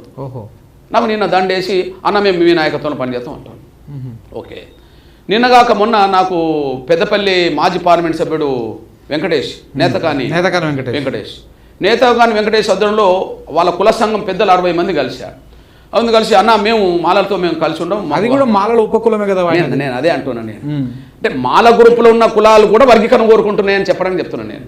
ఓకే ఓకే ఓకే, ఇప్పుడు ఔలియా దాసర్ అనే ఎగ్జాంపుల్ చెప్పిన నేను. వాళ్ళు అంతకుముందు సి గ్రూపులు ఉన్నారు, కానీ మేము మాకు వాళ్ళ ద్వారా మేము బాగుపడమన్నా మళ్ళీ మేము మాకు సపరేట్ గ్రూప్ కావాలంటారు. అంటే ఇప్పుడు మీరు చెప్పిన దాని ప్రకారం వాళ్ళ ఎమ్మటి ఉంటే వాళ్ళకి రావాల్సిన అవకాశాలు కూడా వాళ్ళే తీసుకుంటారని అనుమానపడుతున్నారు వీళ్ళు. నిజమే కదా, మాదిగల్నే దోసుకున్న వాళ్ళకి వాళ్ళని దోసుకోరా? నాకు అర్థం కాదు. ఒక బలమైన జనాభా గల్ల మాదిగల అవకాశాలే కొల్లగొట్టే శక్తివంతులు ఇంకా చిన్న చిన్న కులాల అవకాశాలు వాళ్ళు రానిస్తారు తమ్ముడు కదా. నిజంగా చెప్పాలంటే వాళ్ళకి ఎంతో కొంత వాటా ఎవరికైనా. అంటే మీరు మీ డిమాండ్ ఏంటంటే ఇప్పుడు మాదిగలకు రిజర్వేషన్, మాదిగలకు వర్గీకరణ మా జాతి అని కాకుండా మొత్తం ఉన్నటువంటి ఎస్సీలలో ఉన్నటువంటి 59 వాళ్ళలో ఎవరి వాటా వాళ్ళకి వేయండి అంటా ఉన్నా. 100% నేను అన్నీ అడుగుతున్నా. ఇప్పుడు మాదిగల జనాభా ఒక 10% ఉందనుకో, నేను 11% కోరితే ఇంకో అవకాశాలు నేను తీసుకున్నట్టు 100%. అవును, మాదిగల జనాభా 10% అవుతే 9% నాకు వచ్చింది అనుకో, నా అవకాశాలు ఇంకోటి దోసుకున్నట్టు అవుతుంది. మీకు అన్యాయం జరిగింది. నా అవకాశాలు ఈ కింది కులాలు దోసుకోవడానికి అవకాశం లేదు కదా. అవును, మాదిగల అవకాశాలు డక్కులో ఆడ దోసుకుంటారు, మాదిగల అవకాశాలు చిందోల్లో బుడగజంగాలు ఎక్కడ దోసుకుంటారు. మా అవకాశాలు దోసుకుంటే గీబీలో దోసుకోవాలి. దళితులకు రిజర్వేషన్ లేకపోతే అవకాశాలు ఎవరు దోసుకునే వాళ్ళు? అగ్రకులాలు దోసుకునేవాళ్ళు. ఇప్పుడు మాదిగలకు అవకాశాలు న్యాయబద్ధంగా రాకపోతే ఎవరు దోసుకుంటారు? మాదిగల కంటే వెనకబడ్డ వాళ్ళు దోసుకోరు కదా, ముందుకున్న వాళ్ళు దోసుకుంటారు. కాబట్టి మా వాట కంటే మేము తక్కువ కోరుకోము, మా వాట కంటే మేము ఎక్కువ కోరుకోము. మా వాట కంటే తక్కువ వస్తే మా అవకాశాలు వీళ్ళే దోసుకున్నట్టు అవుతుంది. మా వాట కంటే ఎక్కువ తీసుకున్నాం అనుకో, మేము మాల నుంచి తీసుకున్నట్టు కాదు, మాకంటే వెనుకబడ్డ కులాల నుంచి మేము తీసుకున్నట్టు అవుతుంది. ఆ పని నేను ఎందుకు చేయాలా? ఎక్కడో ఒక దిక్కు న్యాయబద్ధమైన నిర్ణయాలు జరగాలి. వాళ్ళలాగా మేము స్వార్థంతో ఆలోచించాం. రఫ్గా ఒక లెక్క చెప్పండి, ఎందుకంటే మీరు దాదాపు 30 సంవత్సరాల నుంచి ఉద్యమం చేసుకుంటూ వస్తూ ఉన్నారు. మీకు ఒక ఏ జనాభా ఎంతమంది ఉన్నారని ఒక క్లారిటీ ఉంటుంది. ఇప్పుడు తెలంగాణలో ఉన్నటువంటి ఎస్సీ కమ్యూనిటీ మొత్తంలో మాదిగల శాతం ఎంత, మాలల శాతం ఎంత, మిగతా వర్గాల శాతం ఎంత? ఇప్పుడు రఫ్గా ఒక లెక్క తీసుకొని చెప్పండి. నేను రఫ్గానే చెప్తున్నా. వాళ్ళు రఫ్గా ఒక మాట అన్నారు, మేము 30 లక్షల మంది ఉన్నామని. నేను రఫ్గా వాళ్ళు 30 లక్షలు ఉంటే నేను 1 కోటి మంది ఉంటాను నేను అన్నా. అది 30 లక్షలు కాదు, మాది 1 కోటి మంది కాదు. ఏది ఎవరి జనాభా ఎంతో ఇప్పటికే రికార్డ్ అయి ఉన్నది. ఇప్పుడు బీసీలు కులగణను కోరుతుండ్రు, దాన్ని మనం సపోర్ట్ చేయాలి న్యాయబద్ధం కాబట్టి. ఎందుకంటే జనాభా ఎంత ఉన్నా వాళ్ళ అవకాశాలు అంతా రావట్లేదు కాబట్టి మనం సపోర్ట్ చేయాలి, న్యాయబద్ధంగా సపోర్ట్ చేయాలి, వాళ్ళకు కలిసిపోవాలి మనం. కానీ ఎస్సీఎస్ల జనాభా 10 ఏళ్ళకు ఒకసారి కులాల వారిగా తెగల వారిగా లెక్కలు గవర్నమెంట్ దగ్గర ఉంటాయి. ఉంటాయి. ఆ లెక్కలే వాస్తవానికి ప్రామాణికం. ఇక నేను 1 కోటి మంది అన్నా కరెక్ట్ కాదు, వాళ్ళు 30 లక్షలు అన్నా కరెక్ట్ కాదు కదా. అట్లనే ఉపకులాలు ఎంత ఉన్న విషయం కూడా నేను చెప్తే అది తక్కువ కావచ్చు, ఎక్కువ కావచ్చు. మాదిగలదే చెప్పండి నేను చెప్పేది. నేను అంటున్నాను మెజారిటీగా, ఎందుకంటే పంచాయతీ ఎక్కువ నడిచేది ఇక్కడే కాబట్టి వాళ్ళ వాటా వాళ్ళు ఎంతమంది ఉన్నారు, మీరు ఎంతమంది ఉన్నారు అని చెప్పండి. ఇప్పుడు అంతకుముందు చెప్పిన లెక్కల ప్రకారము తెలంగాణ రాష్ట్రంలో మినిమం 67 నుంచి 70% మాదిగలు వస్తుండ్రు ఉన్నటువంటి రామచంద్రరాజు కమిషన్ లెక్కల ప్రకారం. నా నోటి ప్రకారం చెప్పింది అంటే మళ్ళీ 1 కోటి మంది అంట, కానీ అదే తప్పు అవుతుంది. కాబట్టి రామచంద్రరాజు కమిషన్ లెక్కలు ఇచ్చింది. ఆ లెక్కల పరంపర 10 ఏళ్ళకి ఒకసారి తేల్చాల్సి వస్తుంది. ఉమ్మడి ఆంధ్రప్రదేశ్లో లెక్కలు జిల్లాల వరకు తీశారు కాబట్టి, అప్పుడు తెలంగాణ జిల్లాల లెక్కలు కూడా వచ్చినాయి కాబట్టి 67 నుంచి 70% వీళ్ళ లెక్కలు. అంటే 100 మందిలో 70 మంది మాదిగలు, 67 నుంచి 70 మంది వస్తారు. 67 నుంచి 70 మంది ఎందుకంటే 67 అని కరెక్ట్ చెప్పొచ్చు. 70 ఎందుకంటే మాలలో నిరక్షరాస్యత ఎక్కువ ఉంటుంది కాబట్టి కుటుంబ నియంత్రణ పాటించడం తక్కువ ఉంటుంది, బట్ ఆ సంఖ్య పెరుగుతుంది. వాళ్ళకు ఉద్యోగస్తులు ఎక్కువ మంది కాబట్టి కుటుంబ నియంత్రణ పాటిస్తారు, వాళ్ళ సంఖ్య తగ్గుతుంది. ఆ లెక్క ప్రకారం ఆ 3% నేను వేసాను అంతే. అంతే కదా నాన్న. ఇప్పుడు ఎంత బలమైన ఉన్నత వర్గాల కుటుంబాల్లో కుటుంబ నియంత్రణ పాటించడం పెరిగిందా తగ్గిందా? నిరక్షరాస్యులు ఎక్కడుంటారో, నిరుపేదలు ఎక్కడుంటారో కుటుంబ నియంత్రణ మీద దృష్టి పెట్టకుండా పెరుగుతుంటాయి కదా. ఆ లెక్క చూస్తే మేము వీళ్ళతో పోల్చుకుంటే మేము వెనుకబడ్డాం కాబట్టి మా జనాభా కొంత పెరుగుతుంది. అందుకే కొంచెం అటు చెప్తాం, అటు చెప్పే కదా. రైట్ అన్న. ఇప్పుడు మీకు అంటే తెలంగాణ మీద ఒక క్లారిటీ ఉంది. అంటే ఇది అయిపోయిన తర్వాత ఒక క్వశ్చన్ అడుగుతాం. ఆంధ్రాకి సంబంధించినటువంటి వర్గీకరణ మీద ఎందుకు మీరు ఎక్కువ మాట్లాడతలేరు? ఓన్లీ తెలంగాణకు సంబంధించి ఎందుకు మాట్లాడుతూ ఉన్నారు? దానికి ఒక కారణం ఉన్నది. ఎస్సీ రిజర్వేషన్ల వర్గీకరణ చేస్తూ ఉన్న చంద్రబాబు నాయుడు గారు ఆయన చేస్తాడని నమ్మకం ఉన్నది, నంబర్ 1. సేమ్ టైం అది చేసేంతవరకు ఒక ఉద్యోగం కూడా భర్తీ చేస్తలేడు అతను. కానీ ఇక్కడ ఉద్యోగాలు భర్తీ అవుతున్నాయి, ఇక్కడ వేగవంతం చేసుకోవాలి. అందుకోసం ఎగ్జాంపుల్ మీరు చూడండి. ఆగస్టు 1వ తారీఖు నాడు సుప్రీంకోర్టు జడ్జిమెంట్ వచ్చిన రోజు రేవంత్ రెడ్డి గారు అసెంబ్లీలో మాట్లాడారు, స్వాగతించారు. అందరికంటే ముందు నేనే అమలు చేస్తా అని చెప్పడమే కాకుండా గతంలో ఇచ్చిన నోటిఫికేషన్లు కూడా వర్గీకరణకు అనుకూలంగా ఆర్డినెన్స్ తీసుకొచ్చి అమలు చేస్తాను అన్నాడు. అంతేనా? మరి గతంలో ఇచ్చిన నోటిఫికేషన్లకు వర్గీకరణ అమలు చేస్తామన్న రేవంత్ రెడ్డి గారు, భారతదేశంలో అందరికంటే ముందు నేనే అమలు చేస్తాను రేవంత్ రెడ్డి గారు, వాళ్ళు తీసుకొచ్చిన ఒత్తిడి మేరకు ఉద్యోగాల్లో వర్గీకరణ లేకుండానే భర్తీ చేసిండా లేదా? అక్కడ హామీ ఇచ్చిండు చంద్రబాబు నాయుడు గారు, కమిషన్ వేసిండు, ముందుకెళ్తున్న క్రమంలో ఒక ఉద్యోగ నోటిఫికేషన్ లేదు, ఒక ఉద్యోగం భర్తీ లేదు. నాకు అక్కడ పెద్ద ప్రాబ్లం లేదు, ఆయన ప్రక్రియ ముందుకు సాగుతున్నది.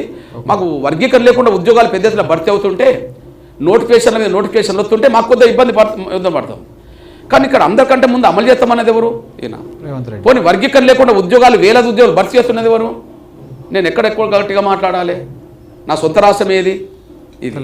నేను ఎక్కడ మాట్లాడాలి? ఇక్కడే మాట్లాడాలి. అక్కడ నమ్మకం ఉన్నది, ప్రక్రియ కొనసాగుతుంది, ఉద్యోగాల భర్తీ నిలిచివేయబడ్డది. అంటే రేపు చంద్రబాబు కూడా ఒకవేళ ఇట్లా చేస్తే అక్కడ ఫైట్ చేస్తారు. అరే నేనంటే న్యాయం చేస్తామని ఎవరైనా మాట ఇస్తే కొంతకాలం నమ్ముతాం. అవును. రేవంత్ రెడ్డి గారి మీద 2 నెలలు నేను ఒక్క స్టేట్మెంట్ కూడా ఇవ్వలే. సుప్రీంకోర్టు జడ్జిమెంట్ వచ్చిన కాడ నుంచి ఆగస్టు 1 నుంచి అక్టోబర్ 2-3 తారీఖు వరకు దాదాపు 2 నెలల్లో నేను ఒక స్టేట్మెంట్ ఇవ్వలే. ఎందుకు ఇవ్వలే? అరే ఆయన చేస్తాను చూద్దామని చెప్పి ఏర్పాటు చేస్తాడు కమిషన్. అంతే కదా. ఇప్పుడు మనం ఏదో చేస్తాను మీద అనుమానాలు పెట్టుకొని ఎందుకు చేస్తలేవని చెప్పి అనడం కంటే, చేయకుండా కొంత మోసం జరుగుతుందని మనకు నిర్ధారణ అయిన తర్వాత కూడా మనం మాట్లాడాల్సింది. నిర్ధారణ కాకముందే మాట్లాడినాం అనుకో, కావాలని అన్న ఘర్షణ పెట్టుకుంటుండని అభిప్రాయం ఇతరులకు ఎందుకు రావాలి? నాకు అవసరం ఏమన్నారు అన్న. సార్, అప్పట్లో మీరు సీఎం అంటే రేవంత్ రెడ్డిని మాలలకు కొమ్ముగాస్తున్నాడు అనేసి ఒక ఆరోపణ చేసిరు. ఇంకా ఇప్పుడు ఆయన సీఎం అయ్యింది కదా, ఇంకా అదే ఆరోపణకు మీరు కట్టుబడి ఉన్నారా? గాంధీ భవన్కు మిమ్మల్ని పీసీసీగా ఉన్నప్పుడు ఆయన పిలిపించి అవమానించారు అనేసి సమాచారం ఉంది. నిజంగా అసలు ఆ రోజు ఏం జరిగింది? నిజంగానే అవమానించారు మిమ్మల్ని? అంటే అట్లా కాదు తల్లి. విషయం ఏంటంటే, ఎస్సీ వర్గీకరణ మీద మాట్లాడడానికి మాదిగలకు రాజకీయ ప్రాతినిధ్యం కాంగ్రెస్ పార్టీలో కొంత పెరగాలని కోరడానికి నేను గాంధీ భవన్కి వెళ్ళాను.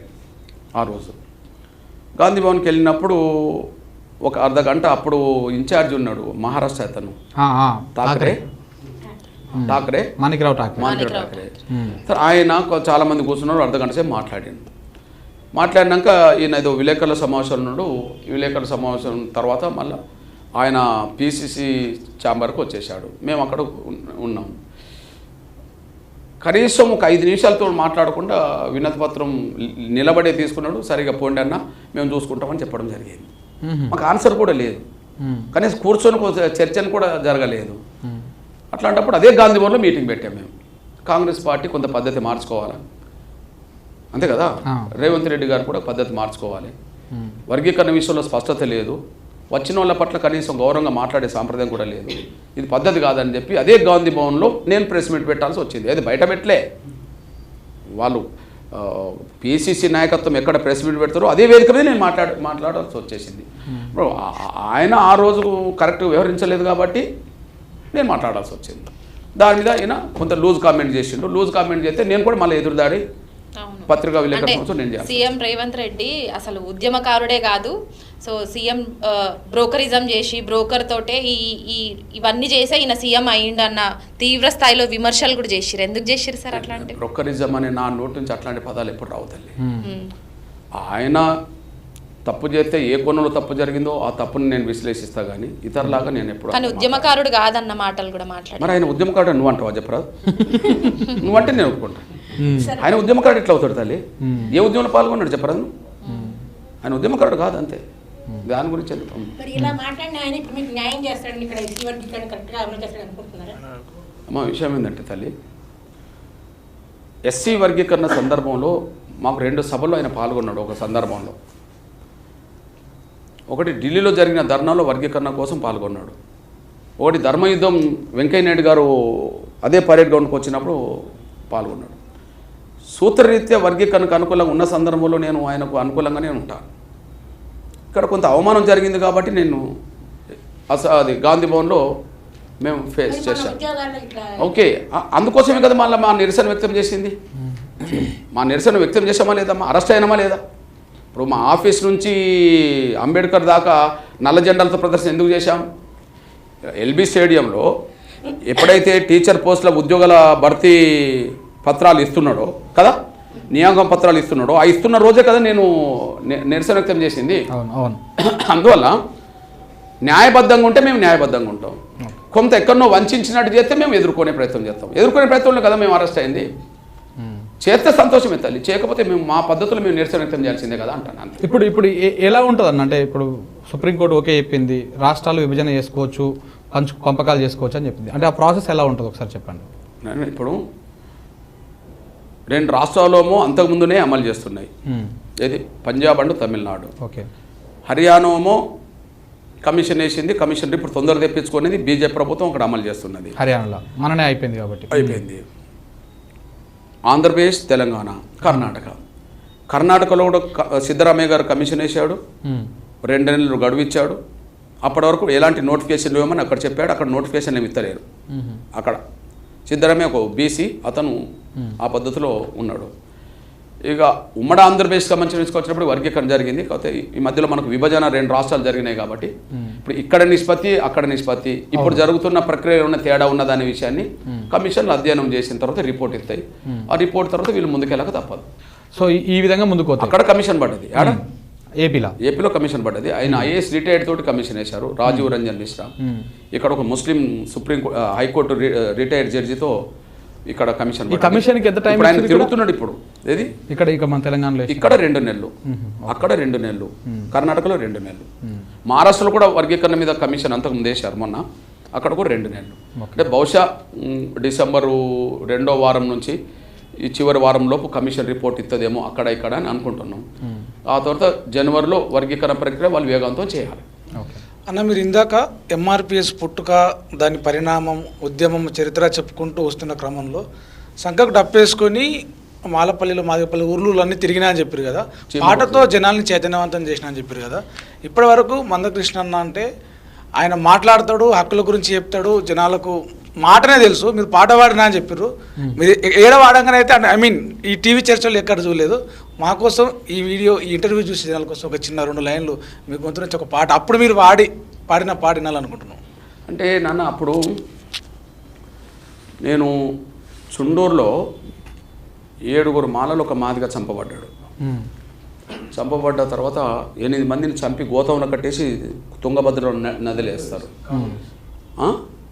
కాలువలు వేస్తారు. అక్కడ నేను పడుకున్నాను. అయితే అక్కడ ఉద్యమం జరుగుతున్న రోజుల్లో మళ్ళీ పోలీస్ కాల్పులు జరిగినాయి. పోలీస్ కాల్పులు జరిగినప్పుడు అనిల్ కుమార్ అనే ఒక మాల తమ్ముడు అక్కడ కాల్పుల్లో చనిపోయాడు. ఉద్యమం జరుగుతున్న వాళ్ళు కాల్పుల్లో చనిపోయాడు. ఆ సందర్భంలో కొద్దిగా అంటే మేము పీపుల్స్ వార్లో పాల్గొన్న రోజుల్లో అటు ఇటు మేము పాటలు పాడుకుంటూ తిరిగే వాళ్ళం కాబట్టి ఏదైనా సందర్భం వస్తే ఒక చిన్న పాట పాడుకొని అట్లా ప్రయత్నం చేసేవాళ్ళం. అప్పుడు చుండూరులో కూడా ఆ ఎన్కౌంటర్ గురైన అంటే పోలీస్ కాల్పులో చనిపోయిన అనిల్ కుమార్ మీద కూడా ఒక పాట పాడి తిరిగేవాళ్ళం. తర్వాత అది మాల తమ్ముడి వినే నేను పాట రాశాను. తర్వాత చీమకుర్తిలో ముగ్గురు అమ్మాయిలు ఏషమ్మ, రాములమ్మ, అంజమ్మ అని ముగ్గురు మాల చెల్లెలే దారుణంగా అత్యాచారం కూడా చంపబడ్డారు. వాళ్ళ మీద కూడా నేను అక్కడ ఉన్నాను కాబట్టి వాళ్ళ సిచ్యువేషన్ మీద కొంత పాట రాసి తిరిగేవాళ్ళం. అట్లనే కందుకూరు బృందావనం మాలపల్లె మీద దాడి చేసి ఒక అబ్బాయిని కట్టా విజయసారథి అనే అబ్బాయిని దారుణంగా చంపారు. అప్పుడు ఆ చంపబడ్డ ఆ తమ్ముడి గ్రామం బృందావనంలో నేను 6 నెలలు మాలపల్లెలు పడుకున్నాను. ఈ 3 మాలపల్లెలే. ఆయా సందర్భంలో అట్లా చిన్నగా పాటలు పాడుకుంటూ తిరిగేవాళ్ళం. అదే ఆ పాట అప్పుడు మీరు వాడిన పాట ఏమైనా వాడతారని మా వాళ్ళు అడిగే ప్రశ్న. ఓకే, అంటే చిన్నగా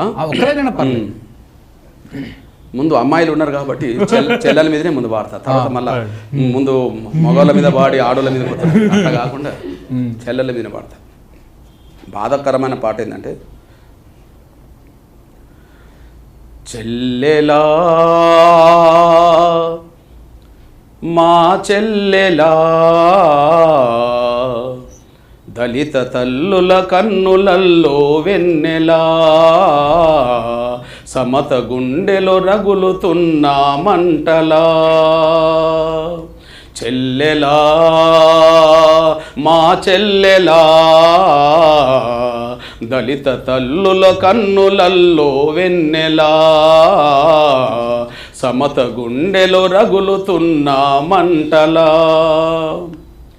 తెల్ల తెల్ల వరక ముందే మెల్ల మెల్లగా నిద్రలేసి ఇంటి పనులు, వంట పనులు, చదువు పనులే పూర్తి చేసి ముద్దు ముద్దుగా తయారయ్యి దించిన తల ఎత్తకుండా బడికెళ్ళి పోయేటి చెల్లెలా మీరు యాడికెళ్ళి పోయినారే చెల్లెలా చెల్లెలా మా చెల్లెలా దళిత తల్లుల కన్నులల్లో వెన్నెలా సమత గుండెలో రగులుతున్న మంటలా. ఇక్కడ సమత గుండెలు అన్నాం చూడు, అప్పుడు నా కలం పేరు సమత, అందుకనే సమత గుండెలో రగులుతున్న మంటలా అని అది 92లో రాసిన పాట, అంటే 32 సంవత్సరాల క్రితం. ఇకపోతే 91లో చీమకుర్తిలో అది మన ఇది చుండూరులో కాలువలో పడేసి ఆ సంఘటన మీద ఉద్యమం చేస్తే అనిల్ కుమార్ అనే తమ్ముడు చంపబడ్డాడు. ఆ చంపబడ్డ తమ్ముడు అనిల్ కుమార్ అయితే దళిత జెండా నీడలొరిగినా ఓ అనిలన్న, దళిత జెండా నీడలొరిగినా ఓ అనిలన్న, కళ్ళు తెరిచి మాట్లాడన్నా మా అనిలన్న, దండ్లు దండ్లుగా వచ్చినాము దళిత దండలు తెచ్చినాము, సల్ది బొల్ది సద్ది కూడగట్టుగా తెచ్చినాము, సద్ది వద్దని అలిగి పంటివా ఓ అనిలన్న, సావలేదని సాటుకుంటేవా మా అనిలన్న. ఇది 91లో రాసిన పాట. భలే ఫీల్ ఉంది సార్ అంటే మేము సద్ది తెచ్చినాం, మేము సద్ది వద్దని అనిలన్న, సావలేదని సాటుకుంటేవా.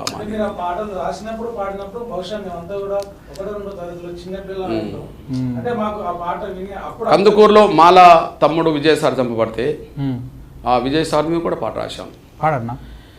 అన్నా విజయన్న రారో విజయ సారథి లేరా, దళితులందరేమో దండు గట్టినారు దండుకు ముందుండరారా, అన్నా విజయన్న రారో విజయ సారథి లేరా, దళితులందరేమో దండు గట్టినారు దండుకు ముందుండరారా. ఇవన్నీ అప్పుడు నా ఇప్పటిదాకా మందకృష్ణ మాదిగన్న మనం స్పీచ్లు ఇస్తుంటే చూస్తాం, కానీ పాటలు పాడడం అయితే మేమైతే ఇదే ఫస్ట్ టైం చూడడం.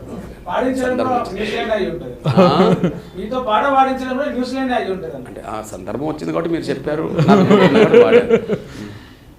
థ్యాంక్స్ అన్న, చాలా థ్యాంక్స్. అంటే పాట కూడా మీ లోపల ఈ పాట అది కూడా ఉందని మాకు తెలియదు ఇప్పటిదాకా. ఇంకా అయితే అన్న ఇప్పుడు ఇంకొకటి అంటే ఇప్పుడు నేను రాసిన 3 పాటలు ఎవరే చెప్పు? 3 సందర్భాలు. అంటే మీరు ఓన్ చేసుకున్నారు కానీ వాళ్ళు ఓన్ చేసుకుంటలేరు అన్నది చేసుకోలే కదా నాన్న మరి. అయితే ఇప్పుడు వేదిక మీద మొన్న సభా వేదిక మీద అవును నన్ను అనరాని మాట్లాడినారు, బూతులు ఏదో మాట్లాడి చేశారు కదా. ఆ వేదిక మీద మాట్లాడిన వాళ్ళకి ఎవరికన్నా చుండూరు ఊరు తెలుసా, చీమకుర్తి తెలుసా, లేదా కందుకూరు బృందావనం తెలుసా?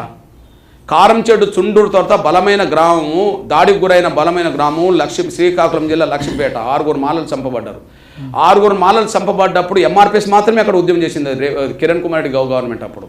మీరు ఇప్పుడు 4 పేర్లు చెప్పాను కదా. లక్ష్మీపేటకి వెళ్ళి అడగండి కృష్ణమాది గారు అంటే ఎవరో చెప్తారు. చుండూరుకి వెళ్ళండి మా ఊర్లో వచ్చి పడుకున్నాడని చెప్తారు. చీమకుర్తికి వెళ్ళండి మా మాలపల్లెలో 9 నెలలు మా దగ్గరనే ఉన్నాడని చెప్తారు. బృందావనం మాలపల్లికి వెళ్ళండి మా దగ్గర 6 నెలలు కాపలు జరుగునని చెప్తాడు. ఇప్పుడు నిన్న సభ జరిపిన నాయకుడు ఎవరు ఆయన కదా. అంటే వాళ్ళ బావ మంత్రిగా ఉన్నప్పుడు వాళ్ళ బావను మీద ఎల్బీ నగర్లో ఎవరు శంకర్రావు మీద సబితా ఇంద్రెడ్డి గారు మనుషులు విపరీతంగా దాడి చేసి పరిగెత్తించి కొట్టారు కదా. మరి శంకర్రావు వాళ్ళ బావ అయితే వాళ్ళ బావ మీద దాడి జరిగిన కూడా మాట్లాడడం కదా వీళ్ళందరూ కలిసి. మరి ఆయనకు రక్షణ కల్పించింది ఎవరు? గద్దరన్న మీద కాల్పులు జరిగినది ఎప్పుడో. మరి ఆయన కాల్పులు జరిగినప్పుడు ఆయన అండగా నిలబడి రాష్ట్ర బంధకాలు ఇచ్చింది ఎవరు? ఎక్కడ చేసినా ఎంఆర్పిఎస్ చేసింది కదా అంటున్నా, వాళ్ళ కోసం కూడా చేసింది కదా. దీనికి రిలేటెడ్గా ఒక క్వశ్చన్. ఈ 30 ఏళ్ల ప్రస్థానంలో నా ఏజ్ 35, నాకు బుద్ధి తెలిసినప్పటి నుంచి మీ పేరింటా ఉన్నా నేను. ఈ 30 ఏళ్లలో మందకృష్ణ మాదే సంపాదించిన ఆస్తులన్నీ అంటే ఎన్ని వేల కోట్లు సంపాదించారు? ఎందుకంటే దీనికి రిలేటెడ్ ఇంకో క్వశ్చన్ ఉంది, మీరు ఆన్సర్ చెప్తే. నేను సంపాదించిన మాట వాస్తవమే ఆయనకే చెప్పాను. ఇప్పుడు చెప్పాలి కెమెరా కదా. లక్షలాది మంది కోట్లాది మంది అభిమానం మాత్రం సంపాదించాము. ఇంకేమైనా అదనంగా సంపాదించిందంటే రాజకీయ నాయకులు కాకుండా ఉద్యమకారుడు నియతిగా ఉంటాడు కదా, అట్లా చెప్పాలి. నేను అదే చెప్తున్నా. నేను అదే చెప్తున్నా. రాజకీయ నాయకుడు అయితేనేమో అబద్ధాలు చెప్తాడు కెమెరా. నేను అదే చెప్తున్నా. అబద్ధాలు ఎప్పుడు అబద్ధాలు అవుతాయి, నిజాలు ఎప్పుడు నిజాలు అవుతాయి. నిజాలను అబద్ధాలు చేయలేము, అబద్ధాలు నిజాలు చేయలేము కదా. అవును, లక్షలాది మంది అభిమానం మాత్రం చూరగొన్నాం.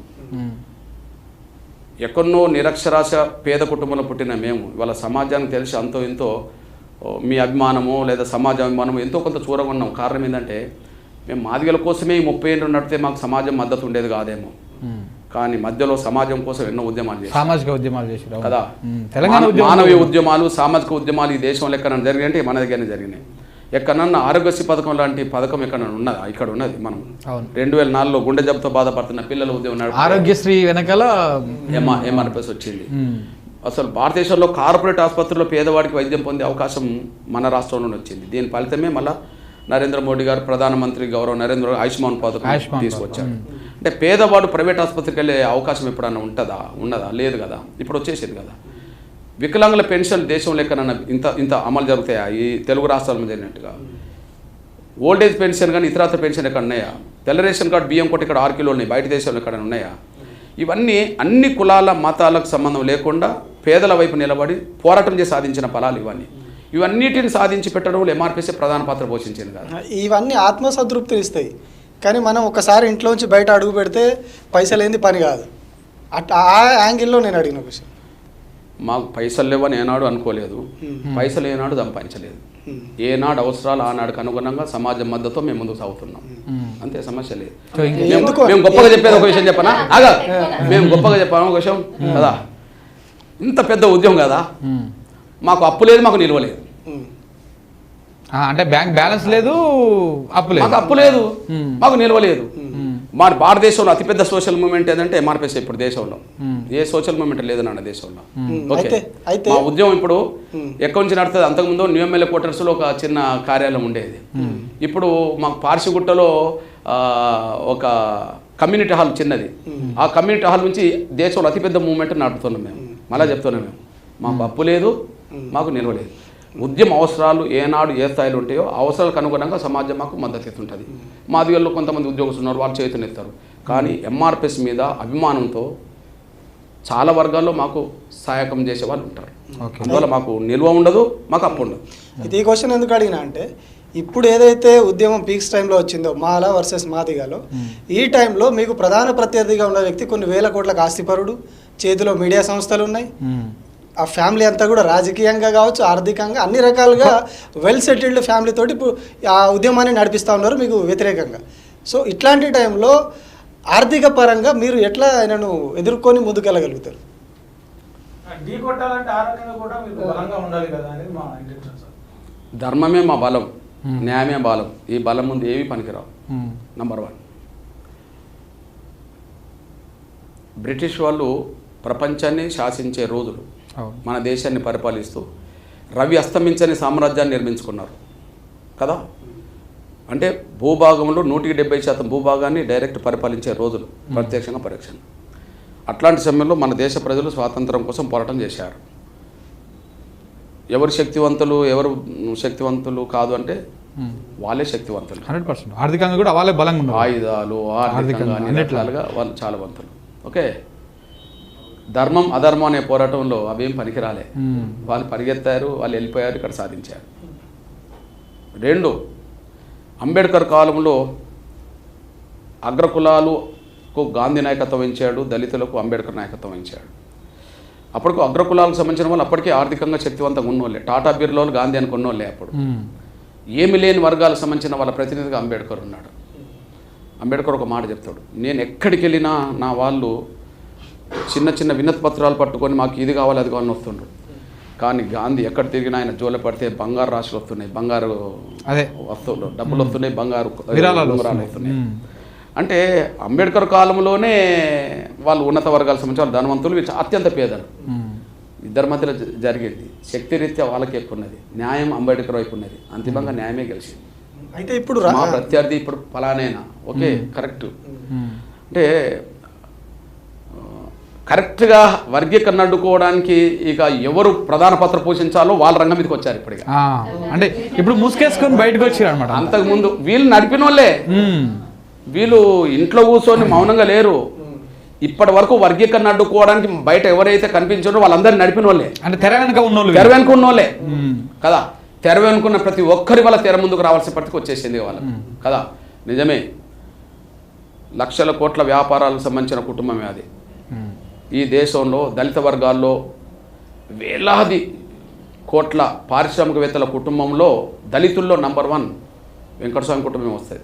నంబర్ 1 ఈ దేశంలో ఎలక్ట్రానిక్ మీడియా, ప్రింట్ మీడియా నడిపే దళిత వర్గాల్లో నంబర్ 1 ఆయనే వస్తాడు, ఆ కుటుంబం వస్తుంది. 3వది, ఈ దేశంలో ఒకే కుటుంబంలో ఒకే కాలంలో 3 పదవులు పొందేంత రాజకీయ పలుకుబడి వాళ్ళకు ఉన్నది. కాంగ్రెస్లో 3 పదవులు ఇప్పటి వరకు అయితే ఒకే కుటుంబంలో ఒకే కాలంలో ఒక కాంగ్రెస్లో ఇప్పటికీ సోనియా గాంధీ కుటుంబంలో ఉన్నది. ఇప్పుడు సోనియా గాంధీ, రాహుల్ గాంధీ, ప్రియాంక గాంధీ, అంటే ఏకకాలంలో 3 చట్టసభల పదవులు వాళ్ళకు కదా. ఆ తర్వాత మళ్ళీ దళితుల్లో మన మాలలకి ఉన్నది, ఇంకెవరికి లేదు. ఇప్పుడు కర్ణాటకలో మల్లికార్జున ఖర్గే ఎస్సీ మాల, ఆయన ఇప్పుడు రాజ్యసభ సభ్యుడు, వాళ్ళ అల్లుడు ఎంపీ, వాళ్ళ కొడుకు మంత్రి. ఆ తర్వాత దేశంలో మళ్ళీ కాంగ్రెస్లో ఇక్కడ రెడ్లు కూడా లేవు, మళ్ళీ 3 ఇద్దరు ఉంటారు. ఇప్పుడు జాన్ రెడ్డి 2 కొడుకులు, ఒక ఎమ్మెల్యే ఎంపీ ఉంటాడు. లేకపోతే ఉత్తమ్ కుమార్ రెడ్డి, ఉత్తమ్ కుమార్ భార్య, లేదా రాజగోపాల్ రెడ్డి, వెంకటరెడ్డి, ఒక 2 ఉంటారు, 3 ఉండరు. పోనీ 2 ఉన్న కుటుంబంలో మాలలు ఉంటారు, మళ్ళీ బట్టి విక్రమార్క, మళ్ళీ రవి. కానీ 3 ఉన్న కుటుంబం మళ్ళీ వెంకటస్వామి కుటుంబమే. వాళ్ళ వివేక్ ఎమ్మెల్యే, వాళ్ళ అన్న ఎమ్మెల్యే, వాళ్ళ కొడుకు ఎంపీ. అంటే ఈ దేశంలోనే మొత్తం సౌత్లోనే దక్షిణాది రాష్ట్రాల్లో ఆర్థికంగా ఎదిగిన కుటుంబం, మీడియా ద్వారా ప్రభావితం చేసే కుటుంబం, రాజకీయంగా శక్తివంతమైన కుటుంబం. అయినప్పటికీ వాళ్ళ వైపు అధర్మం, మాది ధర్మం. ఖచ్చితంగా వాళ్ళు ఓడిపోతారు, ఎంఆర్పీఎస్ గెలుపుతుంది జాతి. కానీ దీనికి ఒక రాజకీయ పరంగానే పరిష్కారం కావాలి. రిజర్వేషన్ల ప్రక్రియ అనేది, వర్గీకరణ ప్రక్రియ అనేది దానికి ఖచ్చితంగా రాజకీయ ప్రమేయంతో ఒక పరిష్కారం వస్తుంది. అట్లాంటప్పుడు మీరు చెప్పిన ప్రకారమే రాజకీయంగా వాళ్ళు బలంగా ఉన్నారు. మీరు చెప్పి మాల సామాజిక వర్గం అనొచ్చు, లేదంటే వాళ్ళ ఫ్యామిలీ బలంగా ఉంది, ప్లస్ మాల సామాజిక వర్గం కూడా ప్రస్తుత గవర్నమెంట్లో బలంగా ఉన్నది. డిప్యూటీ సీఎం స్థాయిలో ఉన్నారు, ఒక ఎంపీ, 2-3 ఎంపీలు ఉన్నారు, ఎమ్మెల్యేలు ఉన్నారు. సో ఇట్లాంటి తరుణంలో మీకు ఎట్లా వర్గీకరణ ఖచ్చితంగా జరుగుతుంది, ఖచ్చితంగా అమలు అవుతుందన్న ధీమా ఎట్లా ఉంది మీకు? న్యాయం వైపు లేదు, వాళ్ళ పలుకుబడి ఎన్ని రంగాల్లో ఉండని వాళ్ళు ఓడిపోతారు. ధర్మం గెలుస్తుంది అంటే ధర్మం గెలుస్తుంది అంతే. ఇందులో ఇవి అవి అనే సూత్రాలు పనికిరావు. ధర్మం అధర్మం మధ్య జరుగుతున్న యుద్ధం. ధర్మం ఎటువైపు ఉన్నదని ఇంపార్టెంట్. మా వైపు డబ్బు లేదు, మా వైపు మీడియా లేదు, మాకు రాజకీయ పలుకుబడి లేదు, మేమే ఉన్నాం. మా ఇంట్లో ఒకరు అందరూ కుటుంబంలో కూలి చేసుకునేటోళ్ళు మా ఇంట్లో ఎవరు ఉద్యోగస్తులు లేరు, మా ఇంట్లో ఎవరు ఒక ఎమ్మెల్యే పక్కకు పెట్టు ఒక వార్డు మెంబర్ అయిన వాళ్ళు కూడా మా ఇంట్లో లేరు. అవన్నీ లేవనే కదా పోరాటం. ఓకే కదా, అసలు లేని వాళ్ళకు రియల్ ప్రతినిధులు మేమే, ఉన్న వాళ్ళకు రియల్ ప్రతినిధి ఇప్పుడు వచ్చిన వాళ్ళే కదా. ఒకటి సమాజం చూస్తుంది కదా, మరి లేని వాళ్ళకి అండగా ఉంటుందా, ఉన్న వాళ్ళకి అండగా ఉంటుందా సమాజం? లేని వాళ్ళకు న్యాయం వైపు అండగా ఉంటుంది. కాబట్టి ఖచ్చితంగా సమాజం అండతోటి ఖచ్చితంగా ఈ స్వార్థపరులు ఓడిపోక తప్పదు, న్యాయం గెలవక తప్పదు. సార్, సీఎం రేవంత్ రెడ్డి ఏడాది పాలన, దాంతోపాటు మొన్న రీసెంట్గా జరిగిన మాలల మీటింగ్ కావచ్చు, దాని వెనకాల ఆ మీటింగ్ వెనకాల ఎవరున్నారు అనుకుంటున్నారు? అందులో వివేక్ వెంకటస్వామి మంత్రి పదవి కోసమే ఈ మీటింగ్ ఏర్పాటు చేశారా అంటున్నారు, నిజమేనా? తన బలం చూపించుకోవడానికి. ఇప్పుడు ఎవరెవరో ఆ మాట మాట్లాడుతున్న మాట నిజమే కానీ అది ఎంతవరకు సత్యం అసత్యం అనేది కాలం నిర్ణయిస్తుంది, కానీ నేను ఆ మాట చెప్పలేను తల్లి. కాకపోతే మాదిగలకు న్యాయం జరగకుండా అడ్డుకోవడానికి ఆ కులంలో సర్వశక్తివంతులైన వాళ్ళు ఇవాళ రోడ్డు మీదకి వచ్చిండ్రు అనేది మాత్రం సత్యం. అది వ్యక్తిగత స్వార్థమా లేదా మా జాతికి అన్యాయం చేయడానికి రోడ్డు మీదకి వచ్చారనేది కాలం నిర్ణయిస్తుంది. దానికి ఇప్పుడు నేనేం చెప్పలేదు. రైట్ అన్న, ఇంకొక క్వశ్చన్. అంటే ఇప్పుడు ఎస్సీ వర్గీకరణ అనే అంశం వచ్చినప్పుడు ఈ అంశంలో మాలలకు మద్దతుగా అందరూ ఏకమైతా ఉన్నారు. రాజకీయ నాయకుల్లో చాలా కీలకమైనటువంటి పొజిషన్లో ఉన్నటువంటి వాళ్ళు అవుతున్నారు. ఎందుకు మాదిగలకు మద్దతుగా చాలామంది మాదిగల్లో కూడా చాలా పెద్ద పెద్ద లీడర్లు ఉన్నారు అన్ని పార్టీలల్లో, ఎందుకు వాళ్ళు డైరెక్ట్గా వచ్చి వర్గీకరణకు మద్దతు మేము ప్రకటిస్తున్నాము అని చెప్పలేకపోతున్నారు? అట్లా అదేం లేదు. వర్గీకరణ కాడికి వచ్చేటప్పటికి మాదిగల్లో కూడా ఏ పార్టీలో ఉన్నా మన బిడ్డలకు న్యాయం జరగాలని కోరుకునేటోళ్ళే, వాళ్ళ పాత్ర వాళ్ళ బాధ్యత తీసుకొని ముందుకెళ్తున్న వాళ్ళే. నేను వాళ్ళను పెద్ద అన్నాను. కాకపోతే వాళ్ళలాగా ప్రభావితం చేసేంత శక్తివంతమైన లీడర్షిప్ మాకు లేకపోవచ్చు. ఉన్న వాళ్ళు తమ పాత్ర పోషిస్తున్నారు అనేది నేను కొంత ఉంటాను. ఒకరిద్దరు విషయంలో కొంత అసంతృప్తితో నేను వాళ్ళతో మాట్లాడుతున్నాను, పక్క పెట్టేశాను. ఇప్పుడు మొన్న ఒకసారి వరంగల్లో మీటింగ్ పెట్టారు. వరంగల్లో కాంగ్రెస్లో ఉండబడే మాదిగ నాయకత్వంలోనే అన్ని పార్టీల నుంచి మీటింగ్ పెట్టారు. కొన్ని వేల మంది వచ్చారు, వాళ్ళు పోయారు. నేను పోలే, అంటే మన వాళ్ళు పెట్టుకుంటుండని దాన్ని పెట్టారు. నల్గొండలో మన తమ్ముడు వీరేష్ నకరకల్ ఎమ్మెల్యే నాయకత్వంలో వీరేష్ పెట్టారు. దామోదర్ నరసింహతో పాటు మొత్తం ఎమ్మెల్యేలందరూ కూడా అక్కడికి పోయారు. నేను చెప్పదలుచుకునేది ఏంటంటే వీళ్ళకేమో 60 ఏళ్ళుగా దాదాపు ఇప్పుడు 60 ఏళ్ళని ఎందుకు అంటున్నా అంటే 63, 62 నాటికే భారతదేశంలో తొలి దళిత ముఖ్యమంత్రి దామోదర్ సంజయ్. అంటే కాంగ్రెస్ పార్టీతో మాలల అనుబంధం బలంగా పెరగడానికి 60 ఏళ్ల క్రితం పునాదులు పడ్డాయి. ఇవాళ కాంగ్రెస్ పార్టీ జాతీయ అధ్యక్షుడు ఇప్పుడు కర్ణాటక మాల, కానీ నేను పుట్టకముందే కాంగ్రెస్ పార్టీకి జాతీయ అధ్యక్షుడు దామోదర్ సంజయ్. అంటే భారతదేశంలో తొలి దళిత ముఖ్యమంత్రి ఇక్కడ మాలే ఉన్నాడంటే అర్థం చేసుకోండి. ఆయన కాంగ్రెస్ పార్టీకి జాతీయ అధ్యక్షుడు కాగలిగాడు. ఓకే, ఇప్పుడు కాంగ్రెస్ పార్టీకి జాతీయ అధ్యక్షుడు ఆయన కూడా మాలే. అంటే కాంగ్రెస్ పార్టీలో మాలనుకున్నంత ప్రాబల్యం పలుకుబడి ప్రభావితం చేసే శక్తి మాదిగలకు లేదు. ఆ రీత్యా ఒక అడుగు ధైర్యంగా ముందుకు రాకపోవచ్చు, కానీ మనసులో ఆవేదన నా జాతి ప్రజాపతిలో ఉంటుంది. ఉన్న సందర్భాలు కూడా ఎక్కువ గుర్తొస్తుంది. రైట్ అన్న, ఫైనల్ ఇంకొక క్వశ్చన్ అడుగుతా. ఇప్పుడు మొన్నటి సభ తర్వాత అంబేద్కర్కి అసలైన వారసులం మేమే, మాదిగలు అంబేద్కర్ వారసులు కాదు, వాళ్ళు మొత్తము ఏమంటారు మత అనేటువంటి బీజేపీ పార్టీతోని వాళ్ళు అంటగాగిర్రు అనేటువంటి మాటని వాళ్ళు ప్రధానంగా ఆరోపించారు. మరి అంబేద్కర్కి మీరు దూరం అవుతున్నారా, అంబేద్కర్కి వాళ్ళు దగ్గర అవుతున్నారా, అంబేద్కర్ని విభజిస్తున్నారా మాలలు మాదిగలు కలిసి? డాక్టర్ బాబాసాహెబ్ అంబేద్కర్కి మా హృదయంలో చాలా గొప్ప చోటు ఉన్నది. ఆయన ఏదైతే ఒక ఆశయం కోసం పాటుపడి కొన్ని ఆశయాలు సాధించినాక మిగిలిన కర్తవ్యం కోసం ఏదైతే పిలుపునిచ్చాడో ఆ పిలుపును ముందుకు తీసుకెళ్లే బాధ్యత మేము ఎంఆర్పీఎస్ తీసుకున్నట్టు అవుతుంది.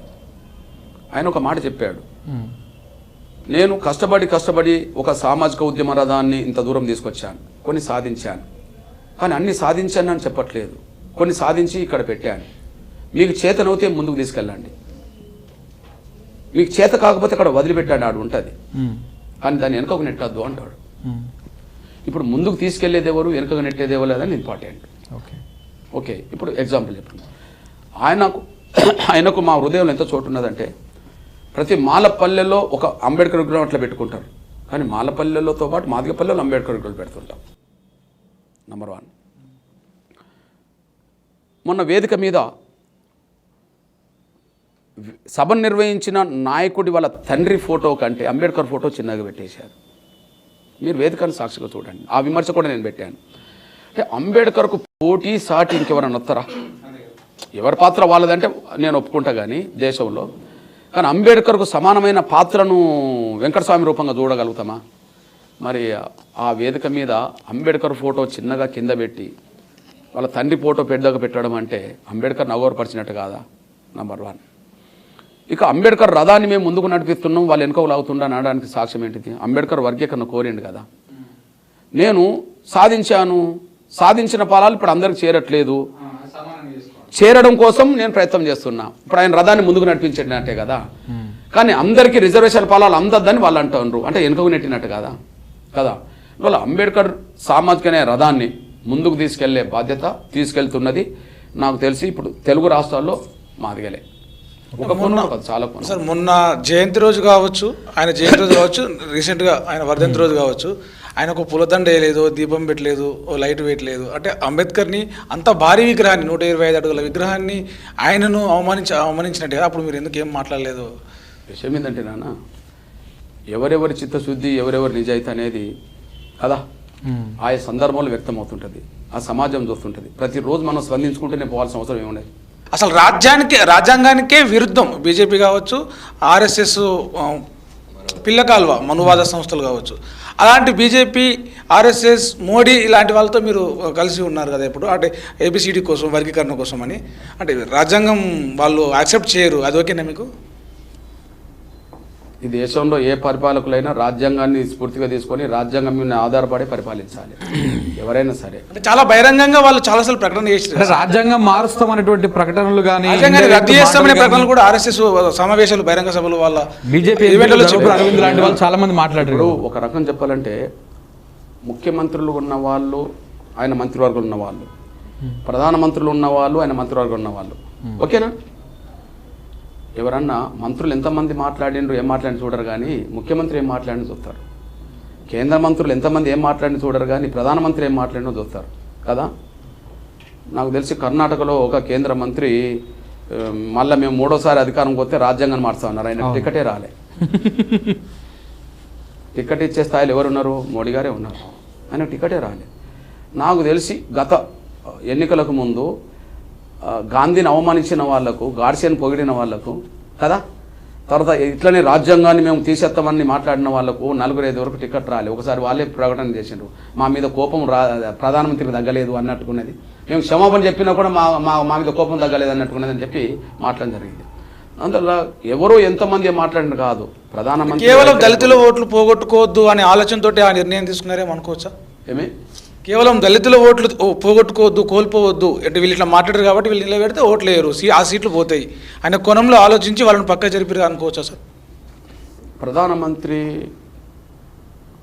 ఆయన వ్యవహార శైలిలో ఒకసారి మనం గమనించండి. ప్రధానమంత్రిగా ప్రమాణ స్వీకారం చేసిన రోజు ఆయన గొప్ప మాటలు మాట్లాడాడు. ఒక అత్యంత పేద కుటుంబంలో పుట్టిన నాలాంటి వాళ్ళు, ఒక ఓబీసీ వర్గానికి సంబంధించిన వాళ్ళు ప్రధానమంత్రులు ఏంటంటే డాక్టర్ బాబాసాహెబ్ అంబేద్కర్ రాసిన రాజ్యాంగం వల్ల అయినాం తప్ప ఇంకోటి ఉంటే మేము ఇక్కడ అయ్యేవాళ్ళం కాదని చెప్పడం జరిగింది కదా. నాకు తెలిసి నరేంద్ర మోడీ గారే ఆయన ఎన్ని చోట్ల ఆయన గుర్తులు ఉన్నాయో అన్ని చోట్ల ఆయన గుర్తులను టూరిజం ప్లేసులుగా తయారు చేయడానికి మౌ నుంచి మొదలుకుంటే, ఆయన పుట్టిన ప్లేస్ మౌ నుంచి మొదలుకుంటే లండన్ ఆయన చదివిన దాన్ని మళ్ళీ తీసుకోవడంతో పాటు చాలా ప్లేసులు తయారు చేయడం జరిగింది. నాకు తెలిసి అంబేద్కర్ పాదాల దగ్గర తల వంచి నీ వల్లనే ఈ దేశాన్ని ప్రధానమంత్రి కాగలిగాను, రాజ్యాంగంలో ప్రధానమంత్రి కాగలిగాను, రాజ్యాంగాన్ని గౌరవించడం వల్లనే ఈ దేశం పరిపాలిస్తున్నామని చెప్పి ప్రతి సందర్భంలో మాత్రం నరేంద్ర మోడీ గారు అయితే మాట్లాడుతున్నాడు. ఎవరిని చూడాలంటే నేను నరేంద్ర మోడీ గారినే చూస్తాను. ఓకే, నాకు కంక్లూడ్ చేద్దాము. ఇప్పుడు బేసిక్గా మీరు ఒక పాట పాడిరు, పాట పాడి అంటే మీ లోపల ఉన్నట్టు కొత్త కళను చూపించారు. ఇప్పుడు మీరు మాదిగ జాతిలో పుట్టినారు కాబట్టి మీరు డప్పులు కొట్టాలని మేము ఆశిస్తాం. అందుకే మీకోసం డప్పు కూడా తెచ్చిపెట్టిన చిర్రా దండూరా. సో మంచి తీన్బార్ దరువు, మంచి దద్దరిల్లిపోయేటువంటి ఒక దరువు తెచ్చి అట్లా కాదు. అంటే రేపు అతి త్వరలో ఇదే శబ్దం అతి త్వరలో ఏది ఇదే శబ్దం అతి త్వరలో దేశం ప్రపంచం చూడే విధంగా చూడబోతుంది. ఇవి ఈ మీడియా అంతా రాకముందు ఉమ్. కదా అదే అసలు మీడియా. అసలు మీడియా అవును. మనకు ఇంకా పల్లెల్లో తోడుడప్పు ఇంకా మజా ఉంటుంది ఇంకా అదే, దీనికంటే మనకు కూడా. పల్లెల్లో ఉమ్. ఏదన్నా ప్రభుత్వ కార్యక్రమాలు వచ్చినా ప్రభుత్వం సంబంధించిన సదుపాయాలు వచ్చినా ఉమ్. ఊరు వాడ తిరిగి చాటింపు చేసేది ఇదే కదా. అవును. ఉమ్. అంటే మొదటి విలేకరు మేమే. అవును. ప్రసార సాధకులు. ఆ? ప్రసార సాధకులు ఆ, అదే